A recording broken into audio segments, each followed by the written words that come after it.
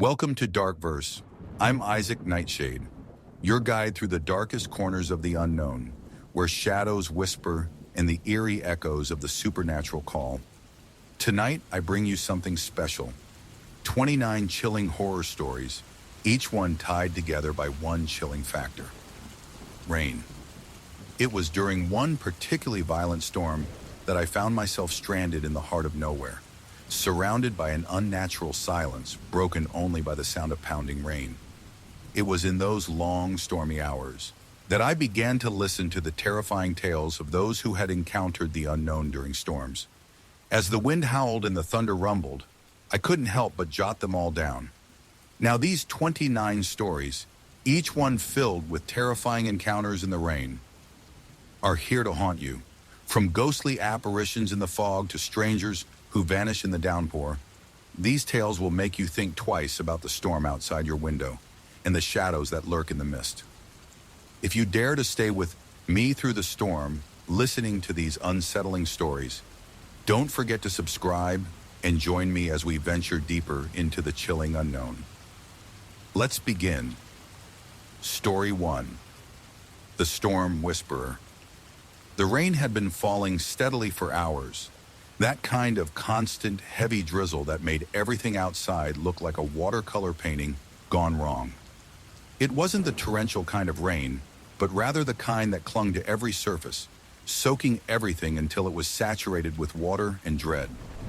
The highway stretched out ahead of me like an endless ribbon, the pale yellow lines barely visible through the haze of rainwater hitting the windshield. I'd been driving for hours and it was starting to get late, later than I had expected. My shift had ended hours ago, and I should have been halfway through a burger and some fries by now, curled up on my couch, watching some mindless show on TV. But fate had other plans. The call had come in just after I clocked out. An urgent delivery request from Dispatch, medical supplies for a small town about 60 miles away. They needed it fast, and being the only driver available at the time, I couldn't say no. The extra money didn't hurt either, so I agreed to take the job. Besides, it was only a short detour off the highway.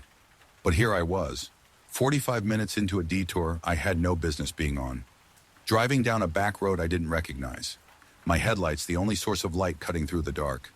The trees were thick on either side, the kind of dense forest that swallowed up any trace of light. It felt like I was in the middle of nowhere. I looked at the clock on the dashboard, 9:40 p.m. I clicked the radio on again, but it had long since gone dead, leaving me in a heavy silence broken only by the relentless sound of the rain pelting against the roof and windshield. The wipers slapped back and forth in a monotonous rhythm, and I fought off the weariness creeping in. It was strange driving alone at night. The loneliness pressed in on me. But I couldn't complain. I was doing my job. Nothing else mattered. That was when I saw him, a figure up ahead walking along the shoulder of the road. A man hunched over, wearing a heavy-looking black hooded raincoat. His silhouette was barely visible through the sheets of rain coming down. I gripped the wheel tighter as I drove closer. He had a backpack slung over his shoulder, soaked to the bone, with rainwater running down the back of his coat. He looked like he'd been out there for hours. As I got closer, I saw him raise one hand, weakly signaling me. My dad had always told me not to pick up hitchhikers, especially late at night. "You never know who they are," he'd say. "It's dangerous." But there was something about the man that made me hesitate. He wasn't panicking. He wasn't frantic. He just looked tired, exhausted, stranded. I eased off the gas. A small voice in the back of my mind told me to keep going, but I pushed it away. I pulled over to the shoulder and rolled down, the passenger window just enough to speak to him.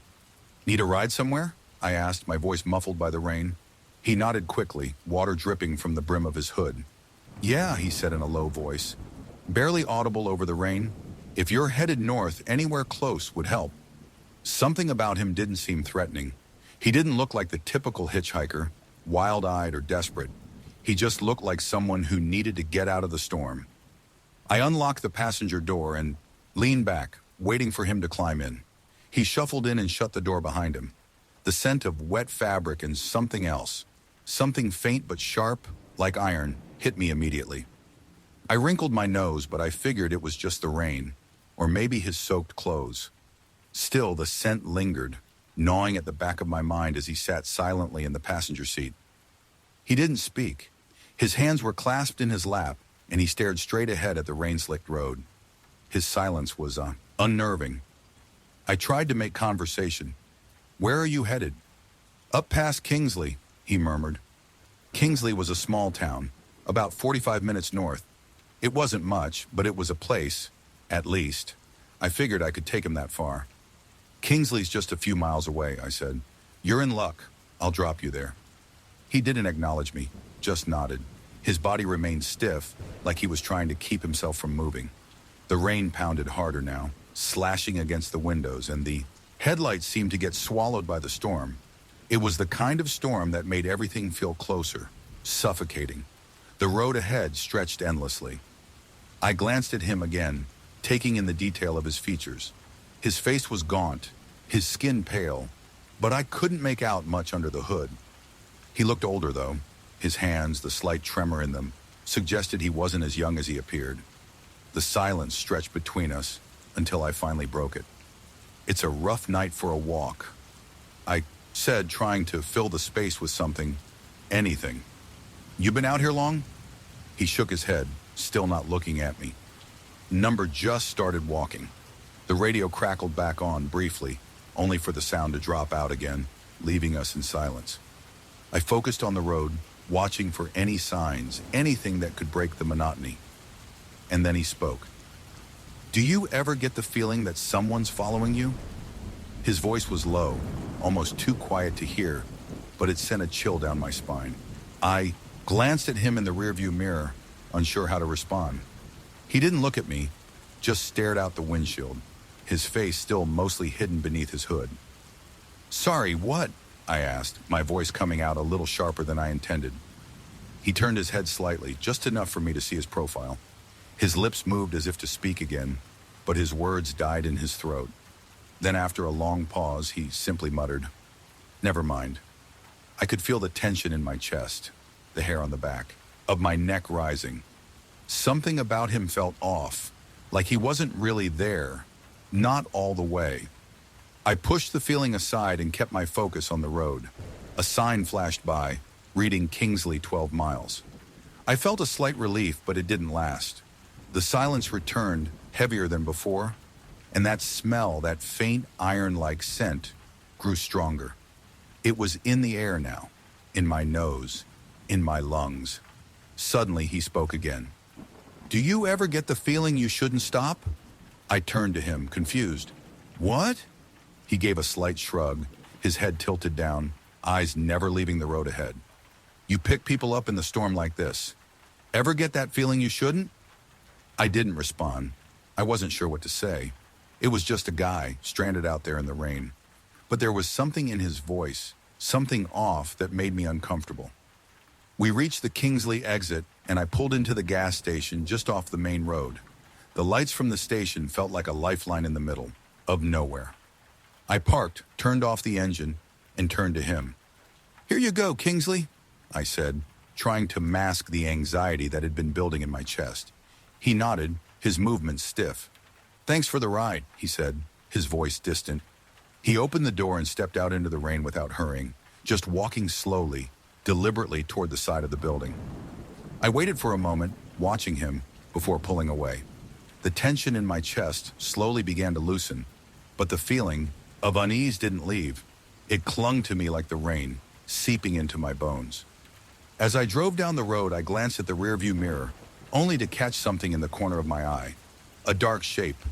I jerked the wheel slightly, my heart skipping a beat. But when I looked back, there was nothing. Just the empty back seat, the delivery box, and my jacket. I exhaled slowly, trying to laugh it off. My nerves were shot, that's all. I finished my delivery and was heading home when I noticed something on the back seat.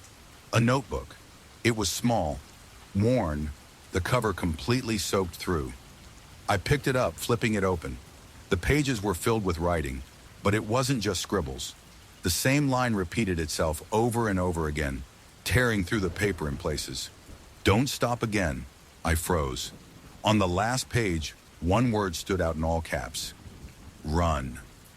Story 2, The Vanishing Car. The storm came out of nowhere. I had been on the road for over 3 hours, driving home from a business trip in a town I barely remembered. The rain had started as a drizzle, but by the time I hit the outskirts of the city, it had turned into a full-blown downpour. The kind of rain that forces you to squint through the windshield, your wipers working overtime to keep up with the sheets of water cascading down. I knew this stretch of road well, too well. It was a lonely, desolate stretch that cut through the outskirts of town. No lights, no gas stations, just miles of empty road and trees that blurred in the rain. It was already late, and I was exhausted. My mind kept drifting in and out of focus, and I cursed myself for not stopping earlier. I had just one more stretch to go before I reached the turnoff that would lead me to my street. I was a few miles away from the turn when I saw the car. At first, I thought it was just a trick of the rain, maybe headlights reflecting off a puddle.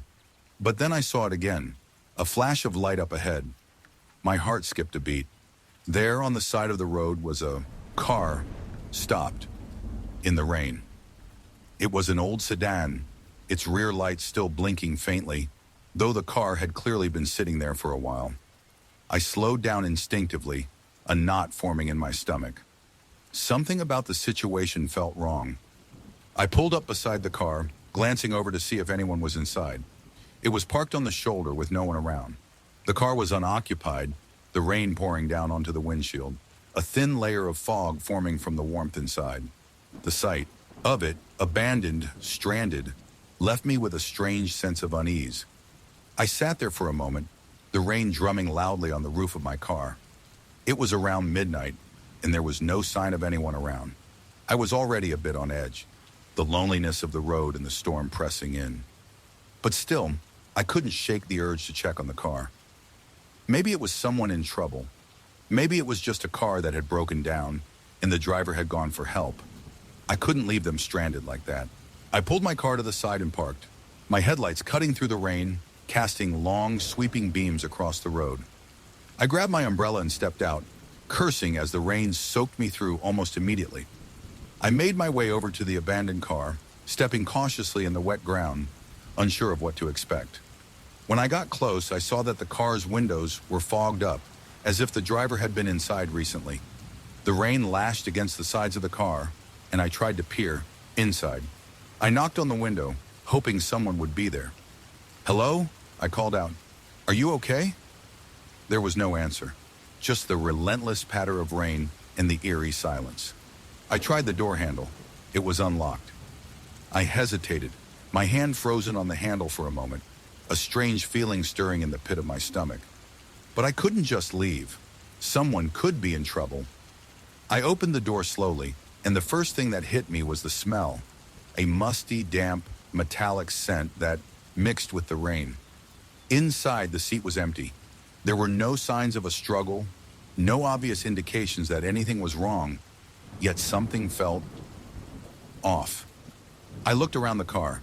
The interior was cluttered, papers and empty bottles scattered across the floor. The driver's seat was wet, soaked from the rain, and yet there was no one inside. I looked around again, the hairs on the back of my neck standing up.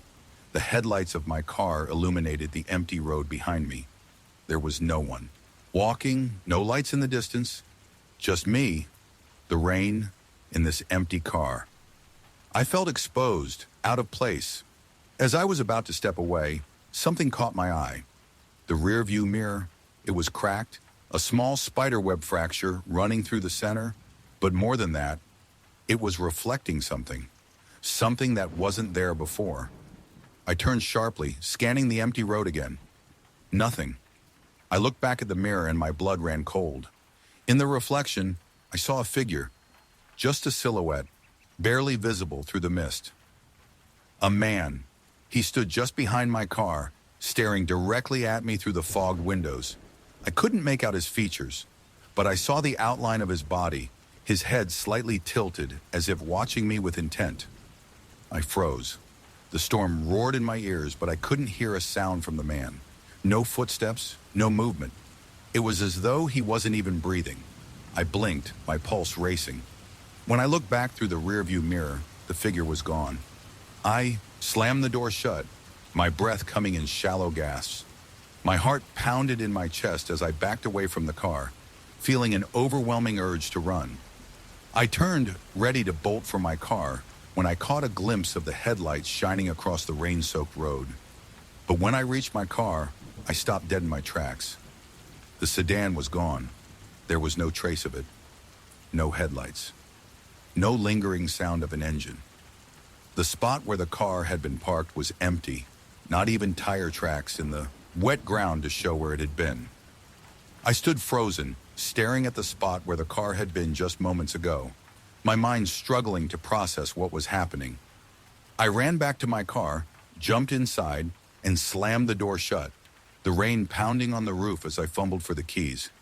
My hands were shaking so badly I almost couldn't start the engine. When I finally got it going, I drove off, my eyes darting to every corner of the road, every shadow in the trees. I was hyper-aware of every movement, every sound, but there was nothing. No car, no figure, nothing. I kept driving, faster now, but the feeling of unease didn't leave me. The road felt endless, the storm more oppressive than ever. Every mile that passed seemed to stretch longer than the last, and with every drop of rain that hit the windshield, I felt like something was closing in on me. When I finally reached the exit and pulled into a well-lit gas station, I was shaking. I tried to steady myself, but the events of the night kept running through my mind. The abandoned car, the strange figure, the way it vanished without a trace. My hands trembled as I paid for gas, and I quickly returned to my car, locking the doors and staring out into the rain. It wasn't until I got home that I noticed something strange. A small object wedged into the corner of my back seat. It was a scrap of paper, soaked through but legible. I unfolded it slowly, my heart sinking as I read the single sentence scrawled in messy handwriting. Don't follow me. Don't look back. Story 3. The Haunted Lighthouse. I'd always thought the sea was peaceful. I loved the rhythm of the waves crashing against the shore, the endless expanse of blue stretching out before me. It was calming, almost hypnotic, but that was before I spent a night at the lighthouse. I had come to the coast to escape the pressures of city life. My boss had given me an assignment to write about the local historical sites, and there was no better place to start than the old lighthouse on the cliffs just outside the town. The structure had been decommissioned years ago, but the locals still called it the Watchtower, as if it was still keeping an eye on them, even after all these years. The weather was getting stormy by the time I arrived.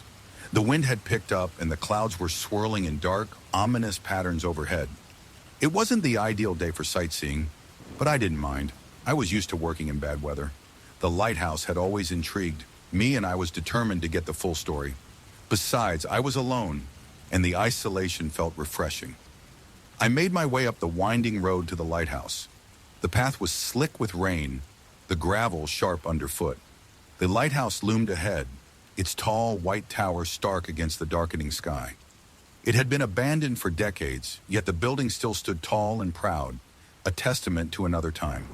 The door creaked open as I pushed it, the hinges groaning in protest. Inside, the air was musty, thick with the scent of mildew and salt. The walls were lined with old nautical maps, some yellowed with age, others torn. It was clear no one had been here in a while. The dust on the floor was undisturbed, the silence deafening. I made my way up the spiral staircase, the stone steps cold and slippery under my feet. As I reached the top, the storm outside was in full force. The wind howled against the windows, sending torrents of rain slashing against the glass. I stood there, staring, out at the churning sea below. The waves crashed violently against the rocks, as if trying to reach out and pull everything back into the depths. It was mesmerizing in a way, the power of nature, both beautiful and terrifying. But then I heard something. At first I thought it was the wind, howling through the cracks in the tower. But no, this was different. It was faint, almost imperceptible, like a whisper carried on the breeze. I turned toward the source of the sound, the old lantern room in the center of the tower. There was no one there, just the empty space. I shook my head, chalking it up to the storm's eerie effects. Maybe it was just the wind whistling through the cracks, playing tricks on my mind. But then I heard it again. Louder this time, more distinct. A whisper. "Get out!" I froze, my breath catching in my throat. I turned, scanning the room, but there was nothing there. The shadows in the corners seemed to stretch and shift, and for a moment I felt like I wasn't alone. I felt like something was watching me. I laughed nervously, trying to shake the feeling. It was just my imagination. I turned away from the window and began to descend the stairs. But the further I went down, the more the whispers grew louder, almost as if they were following me. "Get out! Get out!" I was almost at the bottom when I heard it. Footsteps. Heavy footsteps, slow and deliberate, following me from behind. I spun around, but the stairwell was empty. There was no one there. My pulse quickened, my chest tightening with anxiety. I could hear the steps now, louder and closer, as if someone or something was right behind me. I ran the rest of the way down the stairs, barely catching myself on the last step as I stumbled into the entryway. My mind raced. What was happening? Who was there? And then I saw it, a figure standing just inside the doorway. It was tall, dressed in an old-fashioned sailor's coat, the collar turned up against the wind. His face was obscured by the shadows, but his posture was rigid, unnaturally still. He was staring at me, his presence suffocating, as if he had been waiting for me. I couldn't breathe. My legs felt weak beneath me, and my body froze in place. My eyes locked onto the figure. There was something wrong about him. His eyes, hollow and dark, seemed to pierce through me, like they could see everything I was hiding, everything I feared. I opened my mouth to speak, but no words came out. Suddenly, the figure took a step forward, and I stumbled back in terror, my feet slipping on the wet stone floor. As he moved, I saw the streak of water that followed him, pooling on the ground, soaking into the floorboards. And then I saw it, the faintest outline of something on his chest, a symbol, a name etched into the fabric of his coat. The rain outside picked up again, pounding against the lighthouse walls, but inside the silence was deafening. The figure reached out a hand, his fingers long and bony, as if he were about to touch me, to pull me into the darkness with him. I bolted for the door, my heart racing. I couldn't breathe. I didn't know what was happening, but I couldn't stay. I couldn't stay in that tower with that thing, whatever it was, waiting for me. I threw open the door, the wind howling as I stumbled out into the storm. The rain stung my face, the cold water biting into my skin. I didn't stop running until I reached my car, my hands shaking as I fumbled for the keys. I slammed the door shut behind me, my breath coming in ragged gasps. But as I looked back at the lighthouse through the rearview mirror, I saw something that made my blood run cold. The figure was standing at the top of the lighthouse, watching me. His eyes were still locked on mine, and I felt that same cold presence seep into my bones, as if he was still with me, following me. I didn't wait to see if he moved. I floored the gas pedal and drove off, the lighthouse disappearing behind me as the storm raged on. I haven't been back to that lighthouse since. I can't. But every time the storm comes, every time the wind howls and the rain pounds against my windows, I hear the whispers again. They're faint at first, but they always get louder. "Get out!" And sometimes when I close my eyes, I swear I see that figure in my mind, standing at the top of the tower, waiting, always waiting. Story 4, The Rain-Soaked Reflection. It was a rainy Tuesday night when everything changed. The kind of rain that doesn't stop, the kind that begins as a light drizzle and grows into a torrential downpour, as if the sky is trying to wash everything away. It had been that way for days, and tonight the storm seemed determined to keep everyone indoors. I had always found comfort in the sound of rain. There was something calming about the rhythmic drumming on the roof, the soft whoosh of the wind as it brushed past the windows. I lived in a small, quiet apartment on the third floor of an old building just off the main street. The Ryoshadin apartment was cozy with cracked wood floors and peeling wallpaper, but it was mine. I didn't mind the imperfections. Sometimes I even found them charming. On that particular evening, I had settled into my usual routine. A hot cup of tea, my favorite blanket wrapped around my shoulders, and the comforting glow of the lamp casting a soft light in the dim room. I was sitting on the couch reading a book while the rain pattered against the windows. Outside, the world was dark and hazy, the streetlights glowing faintly through the sheets of rain. But it wasn't the storm that kept me awake that night. It was something else. I had always been a little sensitive to the feeling of being watched. I couldn't explain it, but sometimes when I was alone in my apartment, I would get the overwhelming sensation that there was someone else in the room with me, a presence, a figure standing just beyond the corner of my vision, waiting for me to notice. I had chalked it up to nerves, a product of living alone, but tonight it felt different. The weight in the air was palpable. I tried to ignore it, trying to lose myself in the pages of my book, but the feeling only grew stronger. It was subtle at first, just a prickling sensation along my neck, the hair on my arms standing on end. Then as I turned a page, I felt it, eyes on me, watching me. I looked up from my book and scanned the room, but there was nothing out of the ordinary. The apartment was empty, as it always was. Still, the sensation lingered, growing heavier by the second. My eyes moved instinctively toward the old full-length mirror near the hallway, its silver frame tarnished with age. I had never thought much of the mirror, except that it was a bit of an eyesore in an otherwise charming apartment. The rain outside was falling harder now, and the wind had picked up, rattling the window panes. I sighed, stood up, and walked over to the mirror, just to check my reflection. I wasn't sure why I did it. I had never been one to stand in front of mirrors for long, but something pulled me toward it that night, like I was being drawn by an unseen force. I stood in front of it for a moment, examining my tired face in the reflection, the dark circles under my eyes, the way my hair clung to my forehead in damp strands, the pale light of the room making my skin look almost ghostly. It was nothing unusual, nothing I hadn't seen 1,000 times before. But then, as I turned slightly to the side, I noticed something in the reflection. It wasn't me.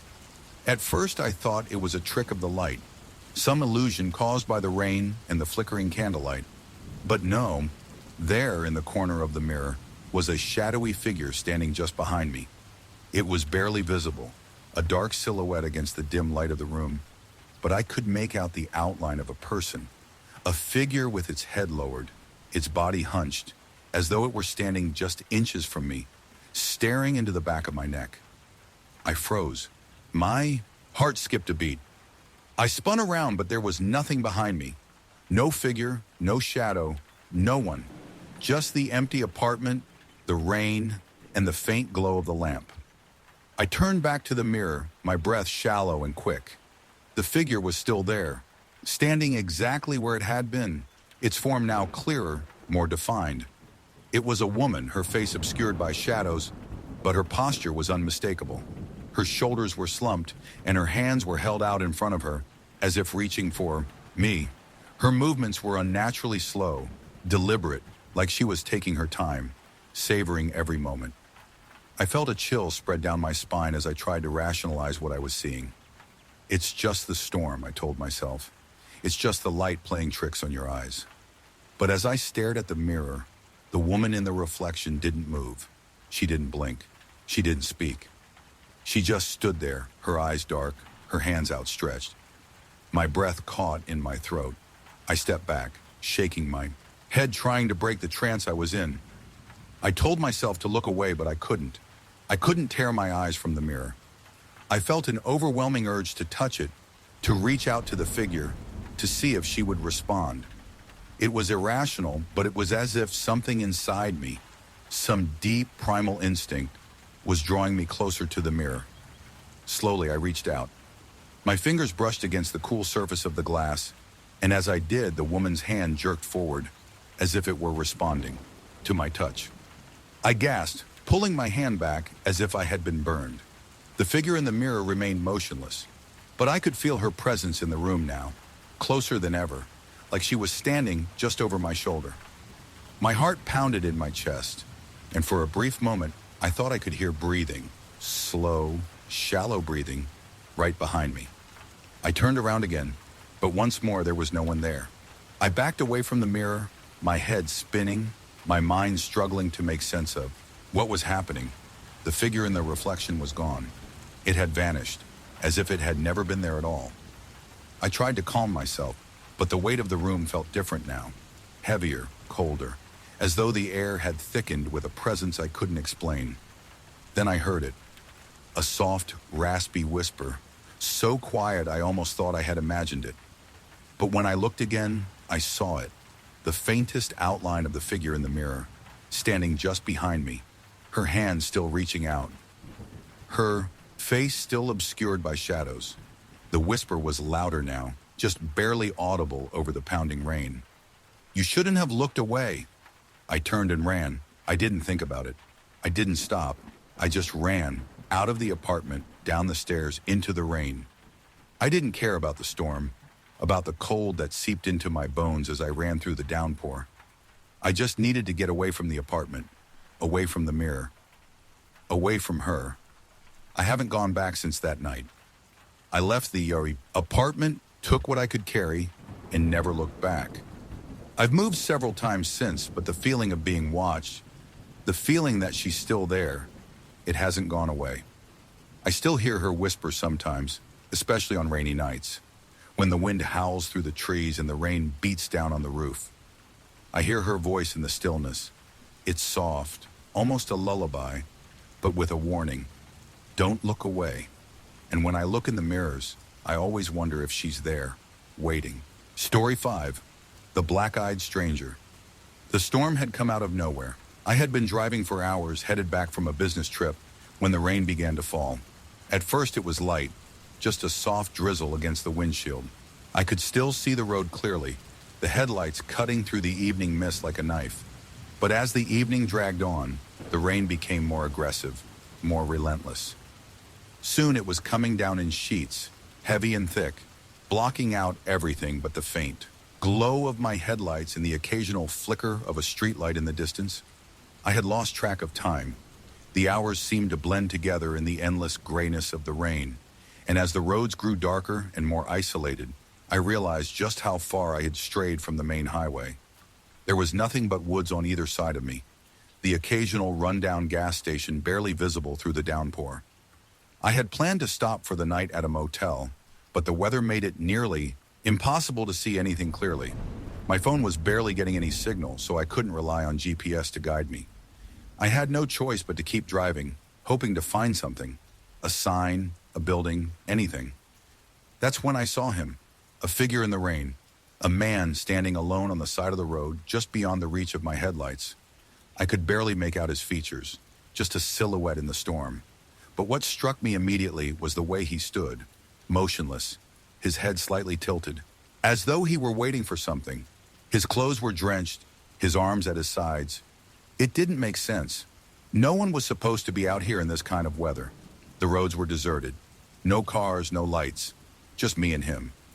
I had been taught not to stop for strangers, especially at night, but something made me slow down, my instincts pulling me toward him, despite the fear gnawing at the back of my mind. I rolled down the window just enough to speak. "Hey," I called, my voice barely, rising above the sound of the rain. "You need help?" The man didn't answer at first. He simply stood there, unmoving. For a long moment, I wondered if I had imagined him entirely. Maybe he was just a shadow in the rain. But then he turned toward me slowly, his face still obscured by the darkness, and took a step forward. I hit the brakes. He was too close now, too close for comfort. "Do you need a ride?" I called again, my voice tense. He didn't respond at all, but now I could see his eyes. And that's when I realized something was terribly wrong. His eyes were black.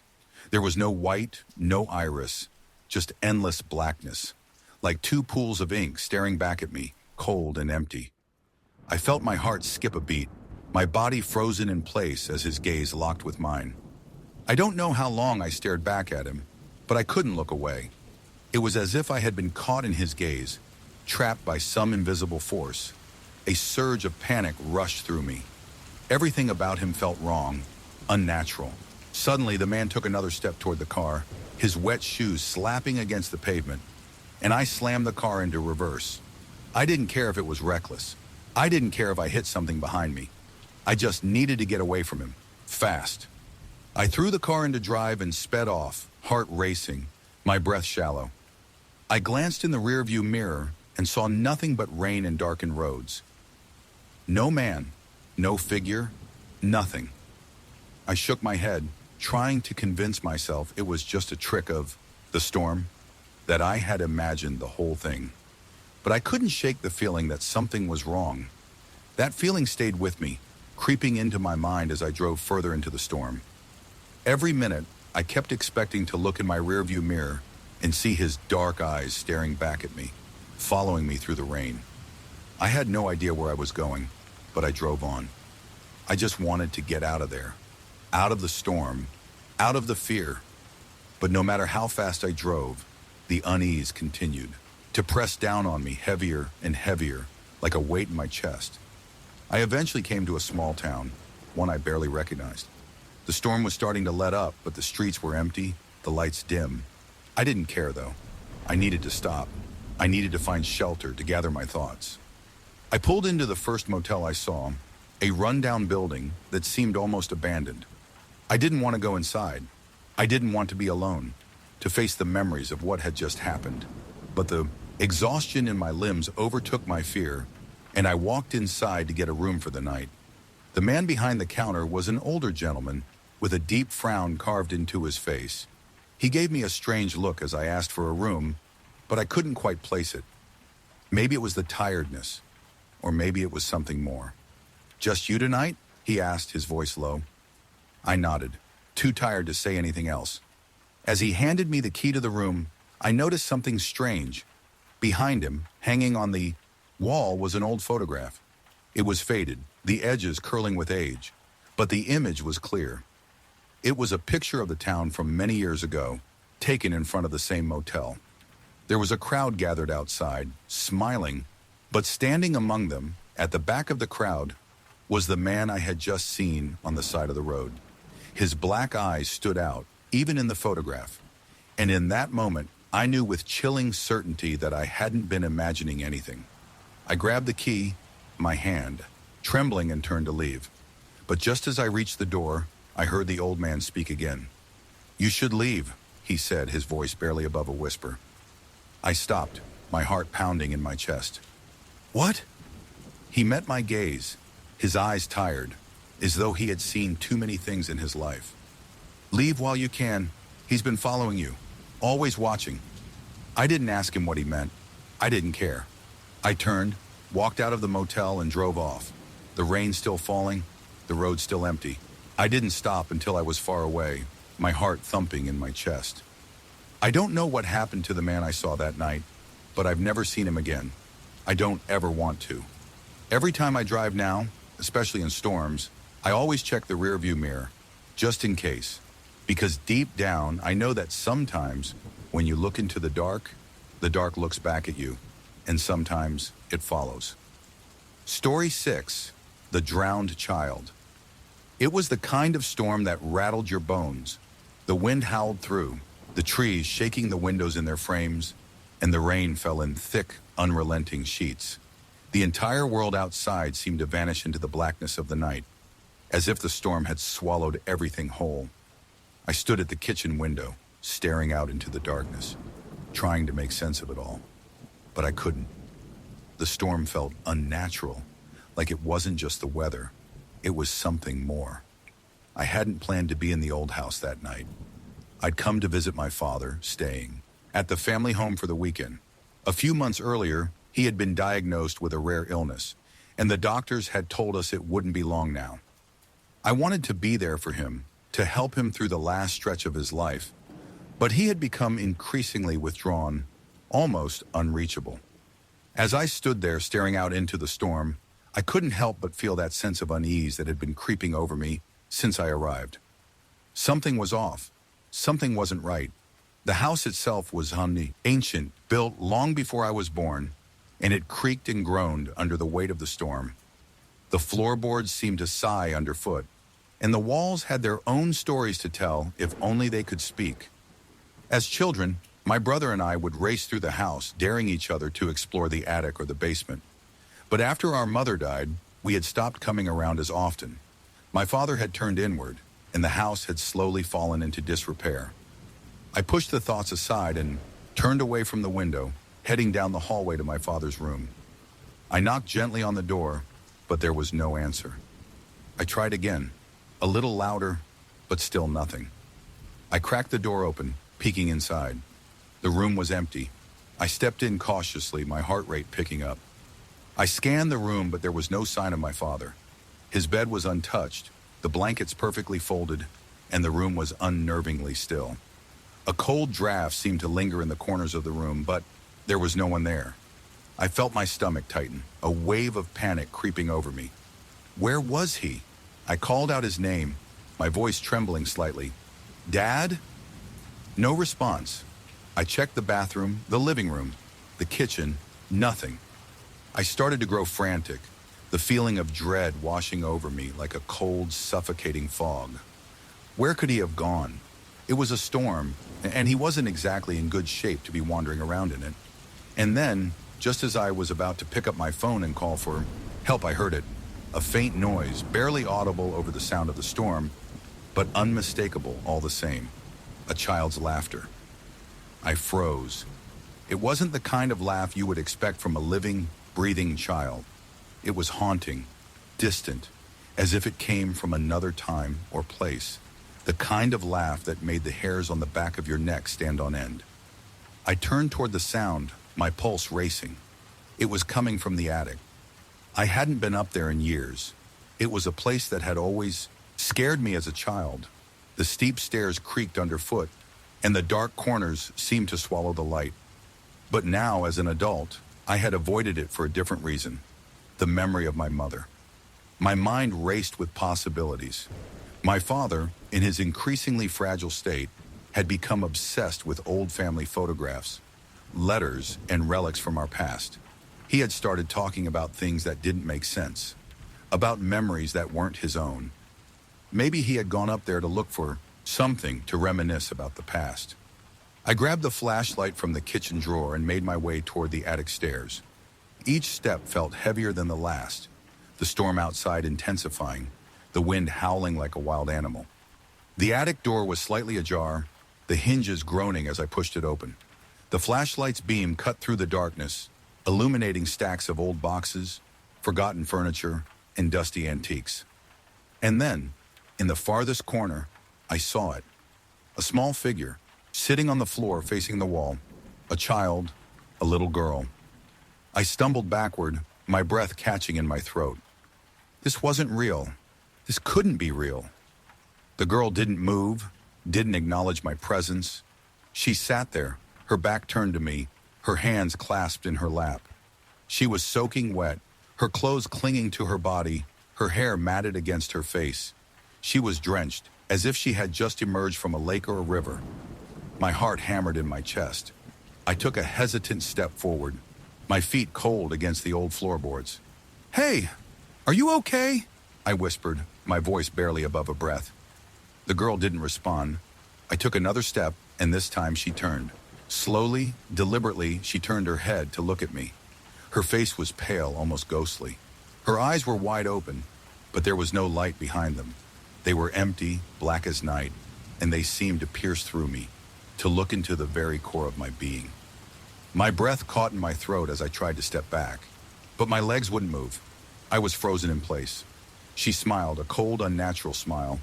Her lips pulled back too far, too wide, as though her face was stretching unnaturally. The smile didn't reach her eyes, and then, in the silence of the storm, I heard her speak. "Help me," she whispered, her voice raspy, like it had been dragged through the mud. Before I could respond, the sound of footsteps echoed from behind me. I spun around, expecting to see my father, but there was no one there. Just the rain, just the storm. But when I looked back at the little girl, she was gone. I ran down the stairs, my heart pounding. I couldn't explain what I had just seen. The fear clawed at my chest, threatening to choke me. I had to leave. I couldn't stay there, not after that. I grabbed my things, I grabbed my phone, and I ran out into the storm. The next day I returned to the house, but the storm had passed. The sun was out, the clouds had cleared, and the ground was still damp with the remnants of the rain. But my father was gone, no sign of him. Nothing in the house had changed except for one thing. In the corner of the attic, where the little girl had been sitting, there was a small puddle of water, the rain-soaked floorboards, the wet footprints, and the faint sound of a child's laughter, still echoing in the distance. Story 7, The Rain That Never Ends. It started on a Tuesday, and by the time it was over, I had lost everything. I was visiting my cousin Jake, who had recently moved into a small town in the middle of nowhere, or so it seemed. The town wasn't much, just a few streets lined with old houses and a couple of stores, the kind of place where everyone knew each other's business. Jake had been living there for a few months, and I thought it would be nice to spend the weekend with him, catching up. What I didn't know was that my visit would turn into something I could never explain. The first night, everything seemed normal. The town was quiet and the weather was oddly warm for late autumn. We spent the evening playing video games and chatting about old times. But around midnight, I noticed something strange. The rain. At first, it was just a light drizzle, the kind you don't even notice until your clothes get damp. But by the time we went to bed, it had picked up, and the rain started pounding against the windows. Jake had warned me that the weather in the area was unpredictable, but I hadn't realized just how extreme it could be. The next morning, I woke up to the sound of rain still hitting the roof. The storm hadn't stopped. I thought it was strange, but nothing unusual yet. I figured it would clear up soon enough, but as the day wore on, the rain only grew heavier. It felt almost like the storm was stuck. The wind howled outside, and the entire town seemed enveloped in a constant mist. Even the streets felt damp, the puddles never quite drying up. Jake mentioned that this kind of weather wasn't uncommon around here, that the town had its fair share of rainstorms. But something about this one felt off, like it was different. The way the rain just wouldn't stop, how it clung to everything, making it impossible to go outside without getting soaked within seconds. That evening, after another day of unrelenting rain, Jake invited me to take a walk around the town.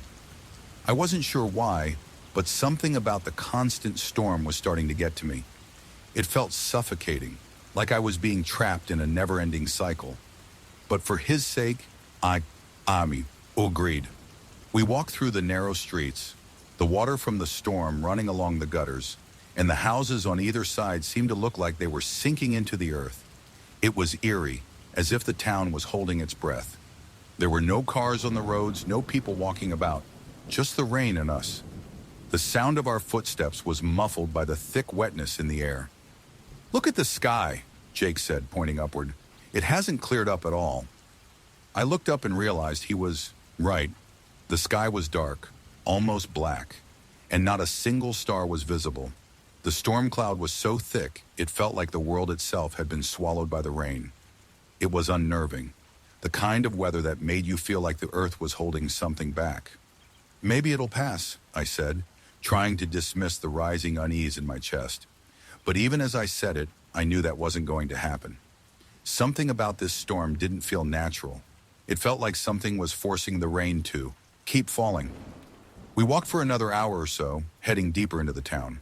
As we passed by the local cafe, Jake pointed to the building. "This place used to be pretty busy," he said, "but lately, it's been kind of deserted. No one wants to be out when the rain's like this." I nodded, but I couldn't shake the feeling that something was wrong with the whole town. It was too quiet, too still, like it was waiting for something. We returned to Jake's house just before midnight, soaked to the bone, the water from the storm sloshing in the street behind us. But as we stepped inside, I could tell Jake was uneasy. I saw him glancing nervously toward the window, his face pale. "Something's wrong," he muttered. This isn't normal." I sat down on the couch, trying to shake off the chill that had settled in my bones. "What do you mean?" Jake was pacing now, his hands running through his wet hair. "The storm, it never ends. It just keeps going. It's been like this for weeks, and it's not supposed to last this long." I raised an eyebrow. "Weeks?" He nodded. "I've been here for 3 months, and the rain hasn't stopped for more than a few hours since I moved in. People around here, they won't talk about it, but they're all scared. The locals say it's some kind of curse. Curse? Jake stopped pacing and looked at me, his eyes wide with fear. The rain. It's not just weather, it's something else. Something that keeps the town locked in this storm. People used to leave, but when they did, they never came back. And those who stayed, they've started to disappear too. I laughed nervously. That sounds a little far-fetched, man. But Jake wasn't laughing. He was serious. I'm telling you, the rain is cursed. It's been going on for decades, maybe longer. The town's been here for over 100 years, and no one's ever been able to stop it. I sat in silence, staring at the window as the rain continued to pour outside. The sound of it seemed to fill every corner of the room, growing louder and louder. It wasn't the rain that scared me now. It was the way it never seemed to end. Suddenly, a loud bang came from upstairs. Both of us jumped in surprise. "What was that?" I asked, my voice shaky. Jake's face went ashen. He stood up, walking quickly toward the stairs. "I don't know, but we need to check." We rushed upstairs to find that the door to the attic had swung open. I couldn't remember it being open earlier, but the wind could have pushed it, I thought.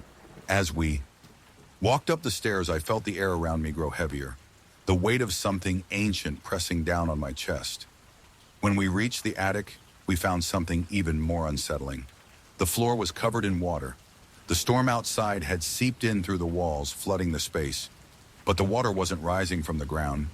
It was coming from the walls, dripping like it had been collecting for days. It was as if the very house was drowning. In the middle of the attic, a figure stood. It was a child no older than 10 or 11, drenched to the bone, her clothes soaked and clinging to her small frame. Her long dark hair hung in tangled wet strands, covering most of her face. She was staring at us, not moving, not blinking. "Who are you?" Jake whispered, his voice trembling. But the child didn't respond. She just stood there, water dripping off her as the rain continued to pour down from above. And then, as if on cue, the child raised her hand slowly and pointed toward the window. I turned my head slowly, following her finger. The rain outside was now heavier than ever, and the darkness seemed to grow thicker with every passing second. I could barely see through the glass, but when I squinted, I thought I saw shapes, shadows moving in the rain. I turned back to look at Jake. His face was pale, his eyes wide with terror. "It's her," he whispered. "Her?" "The one who never leaves," he said, voice barely above a whisper. "The one who brings the rain." The child's voice broke, through the silence barely audible over the rain. "You're not leaving." And I realized in that moment that the storm wasn't just a storm, it was a trap, one that would never end. It would follow you wherever you went, dragging you deeper into its cold, wet grip. We never left that night. Story 8, The Whispering Trees. It was supposed to be a simple camping trip, a quick getaway to reconnect with nature, get some fresh air, and shake off the stress of city life. Just me and my brother Mark out, in the woods for a weekend of hiking and campfires. We didn't expect much. Just the usual, setting up a tent, roasting marshmallows and enjoying a few beers by the fire. But from the moment we arrived, something felt wrong. The forest was eerily quiet, as if the trees themselves were holding their breath. The usual sounds of birds chirping, leaves rustling, and the occasional scurrying of small animals were gone.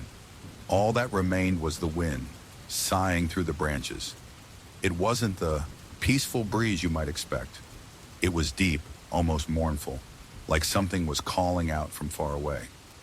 We parked at the edge of the trailhead, and the woods stretched out before us, dark and dense.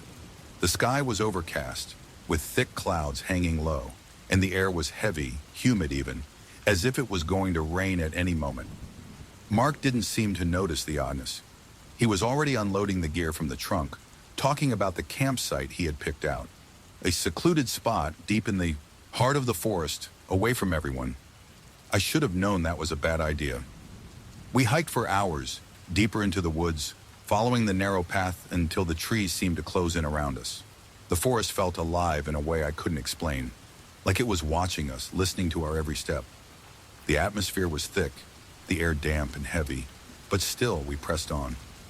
By the time we reached the clearing, the sun was setting, casting long, thin shadows across the ground. The campfire pit Mark had mentioned was already set up, surrounded by logs that were just waiting to be used. I was thankful to finally stop, but as we set up camp, something kept nagging at me. It was the trees. They were everywhere, towering, twisted, and impossibly thick. They seemed to reach out toward us, their gnarled branches almost clawing at the sky. The leaves on the trees were a deep green, almost black in color, and they rustled in the wind. But it wasn't the usual rustling. It sounded intentional, like the trees were speaking to each other. Mark went about making the fire, talking about the trip and how good it was to get away from work. But I couldn't shake the feeling that we were being watched. The wind picked up, the rustling of the trees louder, almost like whispers. At first I thought it was just the sound of the forest, but as it grew louder, I realized the truth. The whispers weren't coming from the wind. They were coming from the trees. It was hard to make out the words, but I swear I heard my name. Ethan, the voice called softly. Ethan. I froze, my blood turning to ice. I turned to Mark, but he was still focused on the fire, oblivious to the strange noise that had begun. The whispers continued, becoming clearer now, though I couldn't understand what they were saying. Ethan, come closer, the voice said, more urgent this time.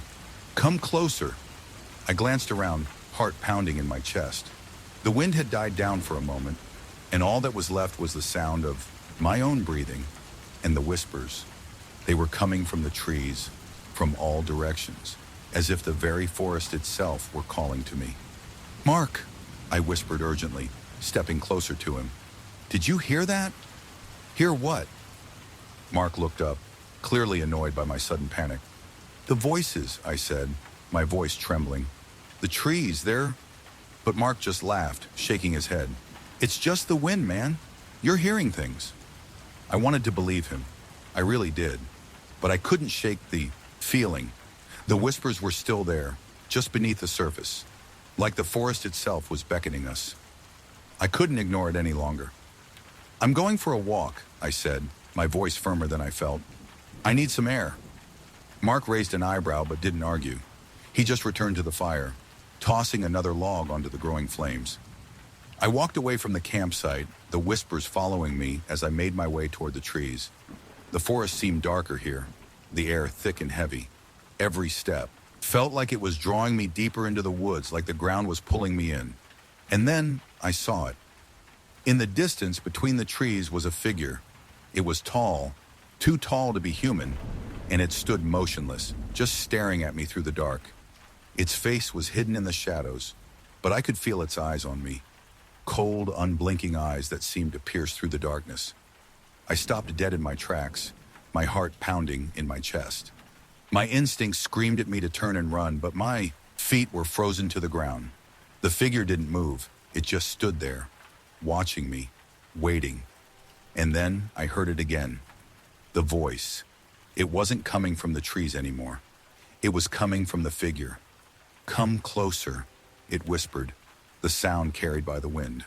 The voice was soft, seductive, like a lullaby meant to pull me closer. Come closer, Ethan. I didn't know what to do. I couldn't look away, couldn't tear my eyes off the figure. But then, just as quickly as it had appeared, the figure disappeared into the darkness, vanishing without a trace. I stumbled backward, heart racing. What had I just seen? Was it a hallucination or something far worse? I turned and ran, my feet pounding against the wet ground, not stopping until I reached the campsite. Mark was still by the fire, looking at me with concern. What the hell's wrong with you? He asked, noticing my pale face. You look like you've seen a ghost. I think I saw something, I said, my voice shaky. A figure in the woods. It was tall and its eyes... Mark, it wasn't human. Mark stared at me for a long moment, as if trying to figure out if I was joking. But then his expression shifted, his face growing serious. I told you, he said quietly. The woods here, they're different. There's something wrong with them. People have been hearing those whispers for years. What are you talking about? I asked, my voice trembling. The whispers in the trees, Mark said, his voice barely above a whisper. They've been here long before we came. There are stories about people who went into those woods and never came back. They say the trees call to you, pull you in, and once you hear the voices, you're never the same. I felt my heart sink into my stomach. What are you saying? Mark stood up slowly, his eyes distant, like he was remembering something long buried. I don't know if we'll get out of here, he said, his voice almost sorrowful. I've heard them too. Before I could respond, the Mentathorn whispers returned, louder this time, almost deafening. They filled the air, swirling around us like an invisible force, and I knew in that moment that the forest had claimed us. The voices were no longer just whispers, they were demands. They wanted us to stay. They wanted us to listen. I looked to Mark, but he was already staring at the trees, his expression blank. The forest had already taken hold of him. And me, I was next. Story 9. The rain that follows it started innocently enough. A weekend getaway with friends, a break from the everyday grind, an escape to the mountains. We thought it would be fun, a simple hike through the woods, followed by a night of stories around the campfire. What could go wrong? But by the time we realized something was wrong, it was already too late. We drove up to the cabin, nestled deep in the mountains, surrounded by towering pine trees and thick underbrush. The weather had been beautiful when we left the city. Sunshine, clear skies, the kind of perfect weather that made you feel like nothing could ruin the weekend. But as we neared the cabin, the clouds had rolled in and the rain had begun. Light at first, but steadily building until it seemed like the sky had opened up and released everything it had. There were 4 of us, me, my friend Claire, and our 2 friends, Dave and Mark. We were the usual group, always up for an adventure, always willing to take on the next challenge. But something about this cabin, something about the air, made me uneasy from the start. We got there in the late afternoon, and as we unloaded the car, I noticed how heavy the rain was. It wasn't just rain, it was oppressive, like the very weight of the clouds was pressing down on us. I shrugged it off as just another storm, but the more I thought about it, the more unsettled I felt. It was strange. It didn't feel like a normal storm. The air was too thick, too heavy, and the sound of the rain pounding against the roof seemed to drown out everything else. Once inside the cabin, we set up our sleeping bags and started a fire. We talked and joked as we always did, but there was an underlying tension that I couldn't shake. Mark and Dave decided to go outside to collect some firewood, while Claire and I stayed inside trying to warm up by the fire. I sat by the window, staring out at the forest, watching the rain pour down in sheets. That's when I saw it. At first it was just a flicker in the distance, too quick to make out. But then it happened again, this time more clearly. A figure standing at the edge of the tree line, just outside the cabin's porch light. I couldn't make out any details, just the silhouette of a person standing still, staring at the cabin. I didn't say anything at first. I thought I was imagining it, or that it was just someone passing by, taking shelter from the storm. But the longer I stared, the more I felt that something was wrong. This figure didn't move, didn't shift. It just stood there watching. Claire, do you see that? I asked, my voice low, almost hesitant. She looked over at me, her brow furrowed. See what? That person in the woods, by the trees. Claire turned to look, but when she turned back to me, she shook her head. I don't see anything. I stood up, walking to the door, trying to peer through the rain-soaked glass. But as I did, the figure was gone, completely vanished, as if it had never been there. I told myself it was just my imagination, that I was tired, or that the storm was messing with my senses. But then the rain started to change. It had been falling steadily before, but now it was coming down in sheets, harder than ever. It felt as though the rain wasn't just falling on the cabin. It was closing in on us, surrounding us. And with each passing minute, the sound grew louder, more oppressive. It wasn't the usual rhythm of rain. It was chaotic, like something was forcing it to fall, pressing it down on us. Mark and Dave returned to the cabin, their faces pale, their clothes drenched. They seemed off, their eyes darting nervously around the room. What's wrong? I asked, my voice shaking. Dave was the first to speak. We were out by the tree line when we heard it. Heard what? Claire asked, her voice rising in concern. "The whispers," Mark muttered, his face ghostly. "At first we thought it was just the wind, but it sounded like voices, calling out to us." My stomach dropped. It was the first time they had mentioned anything like that, but then I remembered the figure I'd seen earlier, standing just outside the tree line. It felt like the storm itself had begun to seep into the cabin, infecting everything. I tried to laugh it off. "It's just a storm, guys. The rain's messing with your heads." But deep down, I knew it wasn't just the storm. That night, as we settled in for bed, the sound of the rain intensified. It pounded against the roof and walls with such force that I could feel the vibration under my skin. I tried to sleep, but the rain seemed to be everywhere, drowning out my thoughts. I kept hearing whispers. Low and soft at first, almost like a voice in the back of my mind, just beyond my reach. I sat up in bed, my breath shallow, my eyes darting around the dark cabin. I could hear Mark and Dave breathing softly from the other side of the room, their muffled voices drifting up in their sleep. But the whispers, there was no mistaking them. They were real. They weren't in my head. I could hear them clearly. "Now, come closer." The voice was faint, but it sent a chill down my spine. I didn't want to believe it, but I knew what it was. It was the same voice I had heard earlier, calling from the trees. "Ethan," the voice whispered again, louder this time. "Come closer." I tried to get up, but I couldn't move. It was like something was holding me down, forcing me to stay in bed.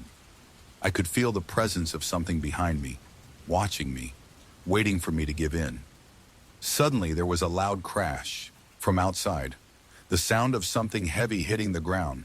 My body went rigid. I turned toward the window, but I could barely see anything through the pounding rain. Then I saw it again. The figure. This time, it wasn't standing in the trees. It was on the porch, moving closer to the window, its shadow flickering in the storm. I could feel its eyes on me. I could almost hear it breathing, low and steady. It wasn't human. It couldn't be. I bolted out of bed, my heart pounding. I rushed to the door and yanked it open, the rain slamming into me like a wall. The figure was standing there just beyond the porch, staring at me with eyes that glowed in the dark like embers. "Go back inside," it whispered, its voice a low growl. I froze. I couldn't move. The storm, the whispers, the figure. It all felt too real, too alive. And I knew in that moment that we weren't safe. Not in the cabin, not anywhere. Before I could react, the figure stepped forward, and just like that, the rain stopped. The storm vanished, and the world went silent. We never spoke about what happened that night. We left the cabin at dawn, the storm gone as quickly as it had arrived, and we never went back. The whispers still follow me sometimes. Late at night, when the wind picks up and the rain starts to fall, and I hear it again, soft, distant, calling my name. And the thing is, I'm not sure it's ever truly gone. Story 10, The Midnight Road. It was a quiet Sunday evening when the storm rolled in. The kind of storm that seemed to grow out of nowhere. Dark clouds that stretched across the sky, heavy and foreboding, blocking out the stars. I had been driving alone for hours, my headlights cutting through the rain-soaked road as the wipers struggled to keep up with the downpour. I was on my way back from a weekend visit to my family's cabin, deep in the country. The cabin was far out, down winding, isolated roads with no lights or other signs of life. The journey back was always long and tedious, but this time, something felt different. The road stretched on before me, a narrow winding strip of asphalt, surrounded by thick trees on either side. The world outside my car seemed to disappear into the blackness of the storm, and the further I drove, the more the road seemed to twist and turn in ways that didn't make sense. I glanced at the clock, 2:13 a.m. The storm had worsened, the rain now coming down in torrents, making it difficult to see more than a few feet in front of me. The tires of my car skidded slightly on the wet road, the sound of the rain pounding against the roof loud in the otherwise silent night. I was alone on the road, and the silence outside seemed almost suffocating. It felt like I was driving through an endless tunnel, the dark woods closing in on me. And then I saw it, a figure standing on the side of the road just ahead. It was a man drenched to the bone, standing motionless, staring straight ahead. He wasn't waving or signaling for help. He was just standing there, his face obscured by the hood of his drenched coat. I slowed down as I approached, but my foot never quite reached the brake. Something in my gut told me that it wasn't a good idea to stop. But as I got closer, I could see that his posture was strange, rigid, like he was waiting for something. I rolled down my window slightly as I drove past. "Are you okay?" I called out, the wind and rain making my voice almost inaudible. The man didn't respond, didn't even move.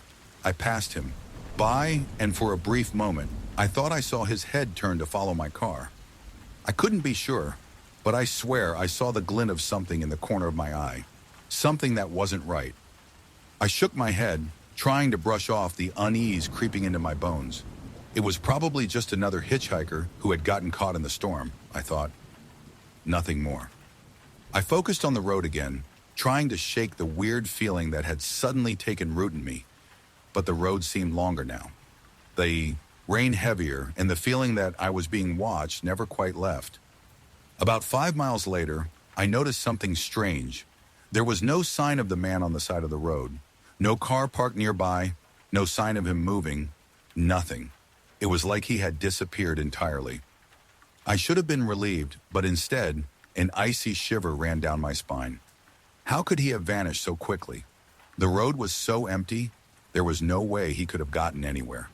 I slowed my car, my hands tightening on the right wheel as I glanced nervously at the trees on either side of me. And then I saw him again. This time, he was standing in the middle of the road. I slammed on the brakes, the tires screeching on the wet road as I fought to stop. The car jerked to a halt just inches from him. He was standing there in the same place as before, his face hidden under the hood of his coat, and his hands hanging limp at his sides. I stared at him through the windshield, my heart pounding in my chest. He hadn't moved. He hadn't even looked at me. It was like he was frozen, a statue in the rain. "Hey!" I shouted, my voice panicked. "What the hell are you doing?" No answer. I glanced around, but there was no other traffic, no other cars on the road. I was completely alone. The road stretched out behind me, a long, dark ribbon through the woods. I had no idea where this man had come from, and my mind was racing with questions I couldn't answer. I reached for the door handle, ready to get out of the car and confront the man, but just as my hand touched the door, something stopped me. The figure slowly turned his head, and for the first time, I saw his face. It was pale, so pale that it almost seemed unnatural. And his eyes, those eyes, were wide open, staring at me through the rain-soaked darkness. They weren't normal. They were completely black. No whites, no pupils, just endless, hollow blackness that seemed to stare right through me. I froze, my heart pounding so loudly in my ears that I couldn't hear anything else. My breath caught in my throat, and I couldn't look away. His face remained still, expressionless. But his eyes, they burned into me like nothing I had ever felt before. I could feel his gaze crawling under my skin, through my body, into my mind. And for a moment, I thought I could hear a voice in my head, whispering softly like a distant echo. "Come closer." I snapped out of it. My body went into overdrive, panic coursing through me like an electric shock. I shoved the gear shift into reverse and floored the gas pedal, the tires screeching as I backed up as fast as I could. The car jerked backward, fishtailing slightly on the slick road. When I glanced in the rearview mirror, I saw him standing there in the middle of the road, still watching me. He hadn't moved. His black eyes followed me, never blinking, never breaking his gaze. I didn't stop until I hit the first intersection, my hands still shaking, my breath ragged. I turned left, right, just trying to get away, but the storm never let up. The rain continued to pour in torrents, the wind howling like a wild animal, and the road seemed to stretch on forever. I couldn't shake the feeling that something was wrong, that the man was still following me. Hours passed and the rain only grew worse. I kept glancing behind me, terrified that I would see him in the rearview mirror. But no matter how fast I drove, no matter how much I tried to outrun the storm, something told me I wasn't going to escape. When I finally reached the next town, I pulled into a gas station, my hands trembling on the steering wheel. I didn't even care about the rain anymore, just wanted to feel some semblance of safety. I got out of the car, soaked to the bone, and hurried into the gas station, my heart still pounding in my chest. The man at the counter looked at me strangely. "Rough night?" he asked. I nodded, trying to catch my breath.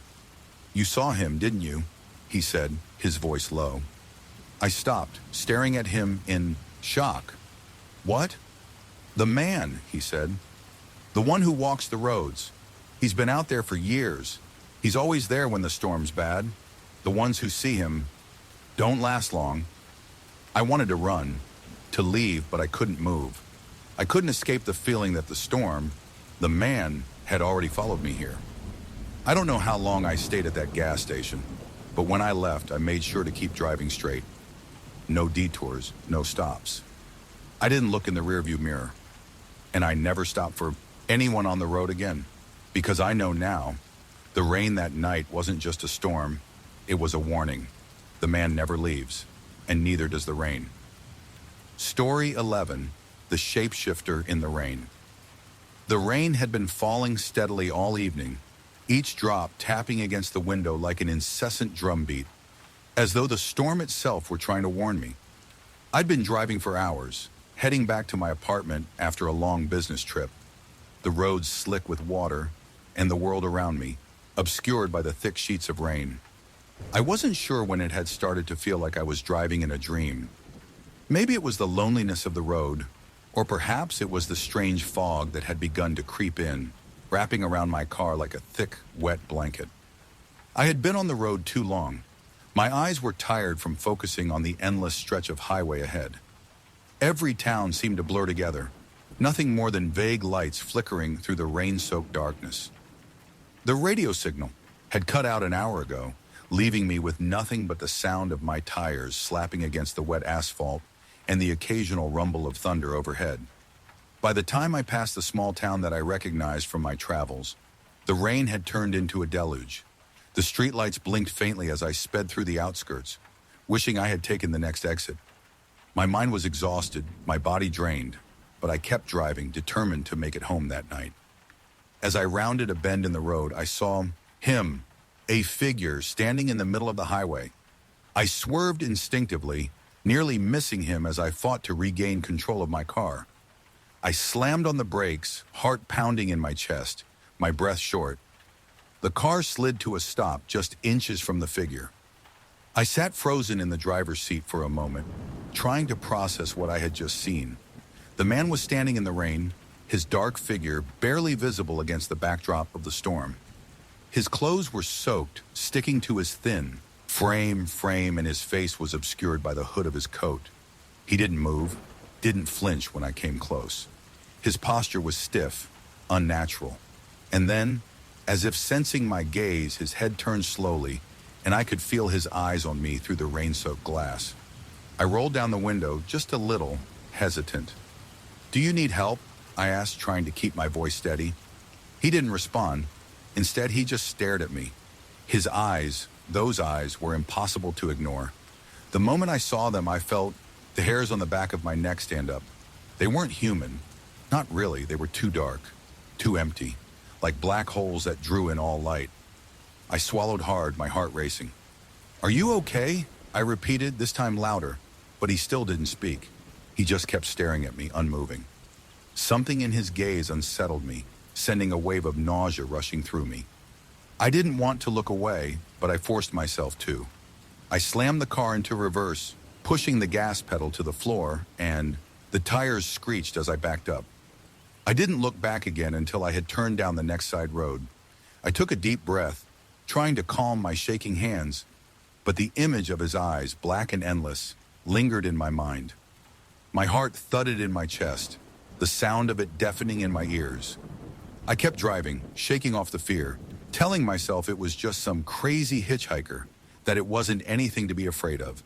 The rain continued to fall, the windshield wipers working overtime to keep the glass clear. The road ahead seemed longer, darker, more isolating with every passing second. It wasn't until I passed a curve in the road that I saw something that made my blood run cold. The figure was back, but this time, he wasn't standing in the middle of the road. He was standing just off to the side in the trees, watching me as I drove past. His eyes, those eyes, they were locked onto me again, like he knew exactly where I was going. I didn't stop to think. My foot slammed down on the gas pedal, the car speeding up as I drove faster, my mind racing. Just get home. Just get home. But the figure wasn't the only thing that was wrong. I swerved to avoid something, someone on the side of the road. I barely managed to regain control of the car, my heart skipping a beat. I glanced quickly to the side. There, standing at the edge of the road, was the figure once again. But now he was holding something, a small, crumpled piece of paper. I couldn't make out the details, but there was something about the way he held it, the way his fingers twitched. What does he want? I asked myself. My pulse quickened, and I slammed my foot on the gas, speeding forward. I didn't look back. I didn't care. I just needed to get away. It was then that I realized the storm was quieter. The rain, while still heavy, seemed almost muffled, as if the world itself had fallen silent. The wipers no longer made their rhythmic swishing sound. The tires no longer splashed against the wet road. I could still hear the engine purring, but the storm was gone. I looked up. The sky was clear. There was no rain, no clouds. It was as if the entire world had stopped for just a moment. And then, just as suddenly as the quiet had descended, the wind howled and the rain came back, this time harder than before. My windshield wipers struggled to keep up with the downpour, but I couldn't look away from the rearview mirror. The figure had moved. He was standing behind me, just a few feet away. His form was outlined by the headlights, and I could see that his face was no longer hidden by the hood. But that wasn't what terrified me. What terrified me was that he wasn't alone. There were others.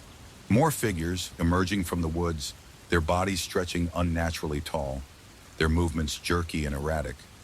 They moved slowly toward my car, their dark, empty eyes reflecting in the mirror, their mouths gaping open like they were ready to speak. I could feel them pulling closer, their presence suffocating, their bodies twitching in ways that didn't look human. Who are they? What are they? I couldn't breathe. My hands tightened on the wheel, my knuckles white as I pushed the pedal down even harder. I didn't care where I was going.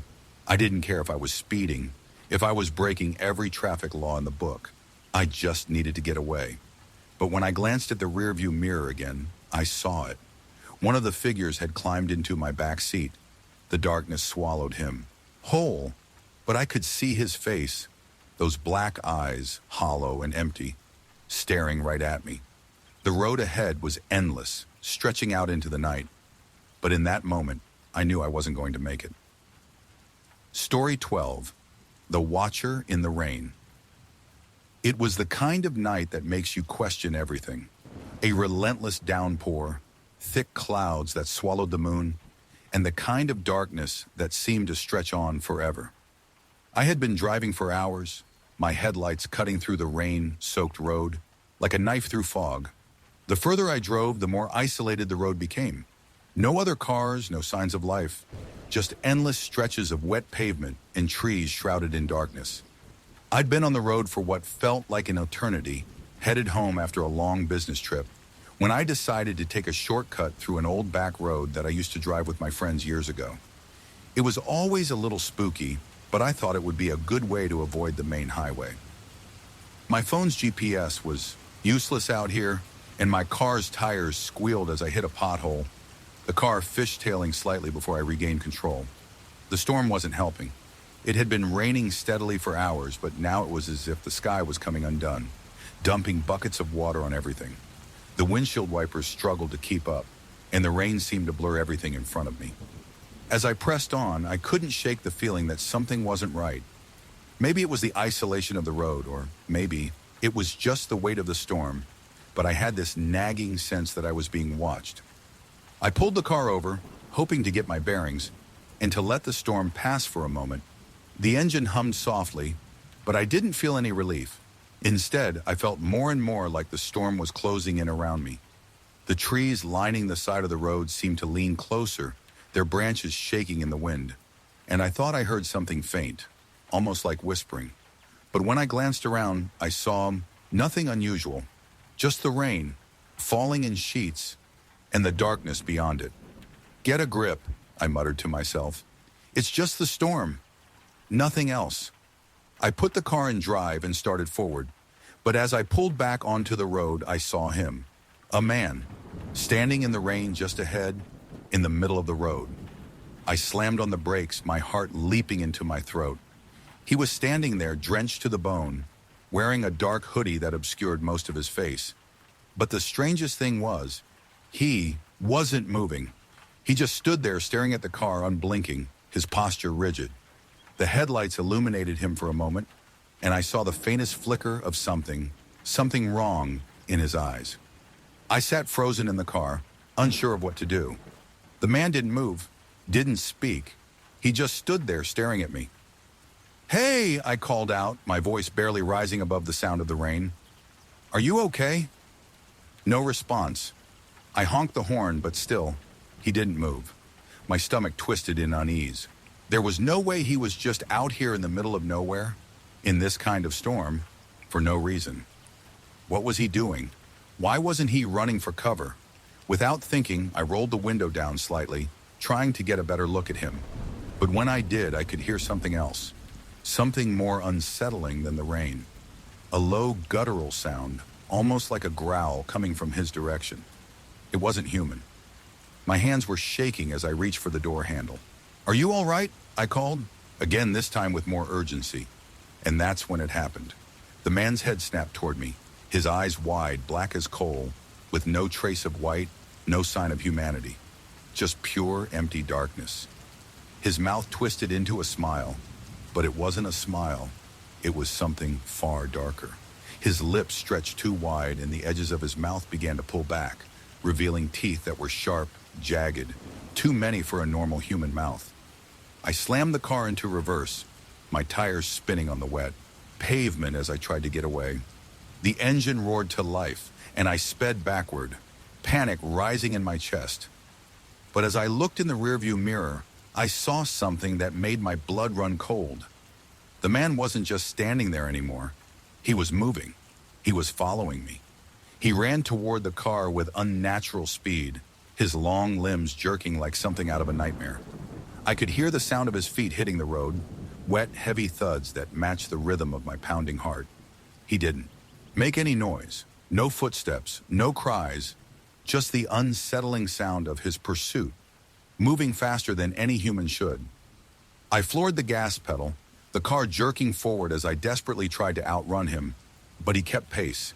He was keeping up with me. No matter how fast I went, no matter how many turns I took, he was always there, just behind the car, in the rain, just out of sight, but always there. "Not again," I whispered, my voice shaking.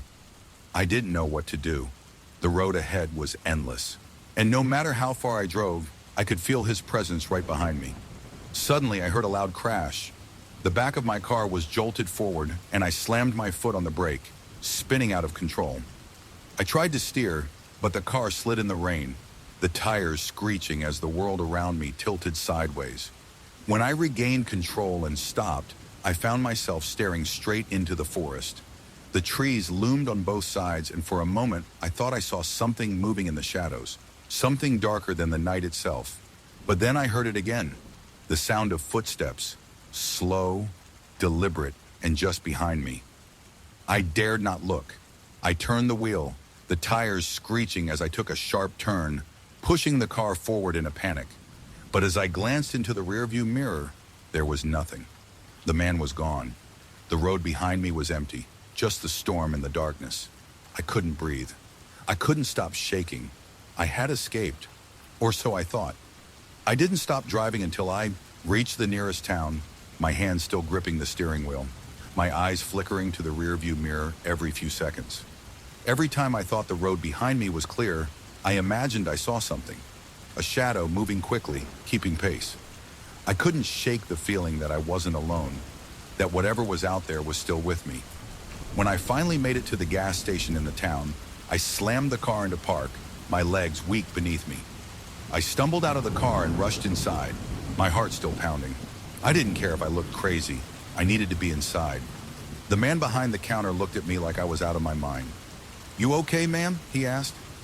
I nodded, too frightened to speak. I felt eyes on me, watching from the windows. I knew that man was still out there, somewhere, watching, and it wasn't until I turned to leave that I saw it. A small, crumpled piece of paper tucked underneath the wiper blade of my car. I unfolded it slowly, my hands trembling, and when I read what was written there, my blood went cold.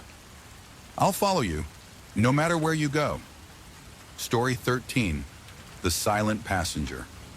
It was late, too late for me to be driving through the winding country roads, especially with the rain falling as heavily as it was.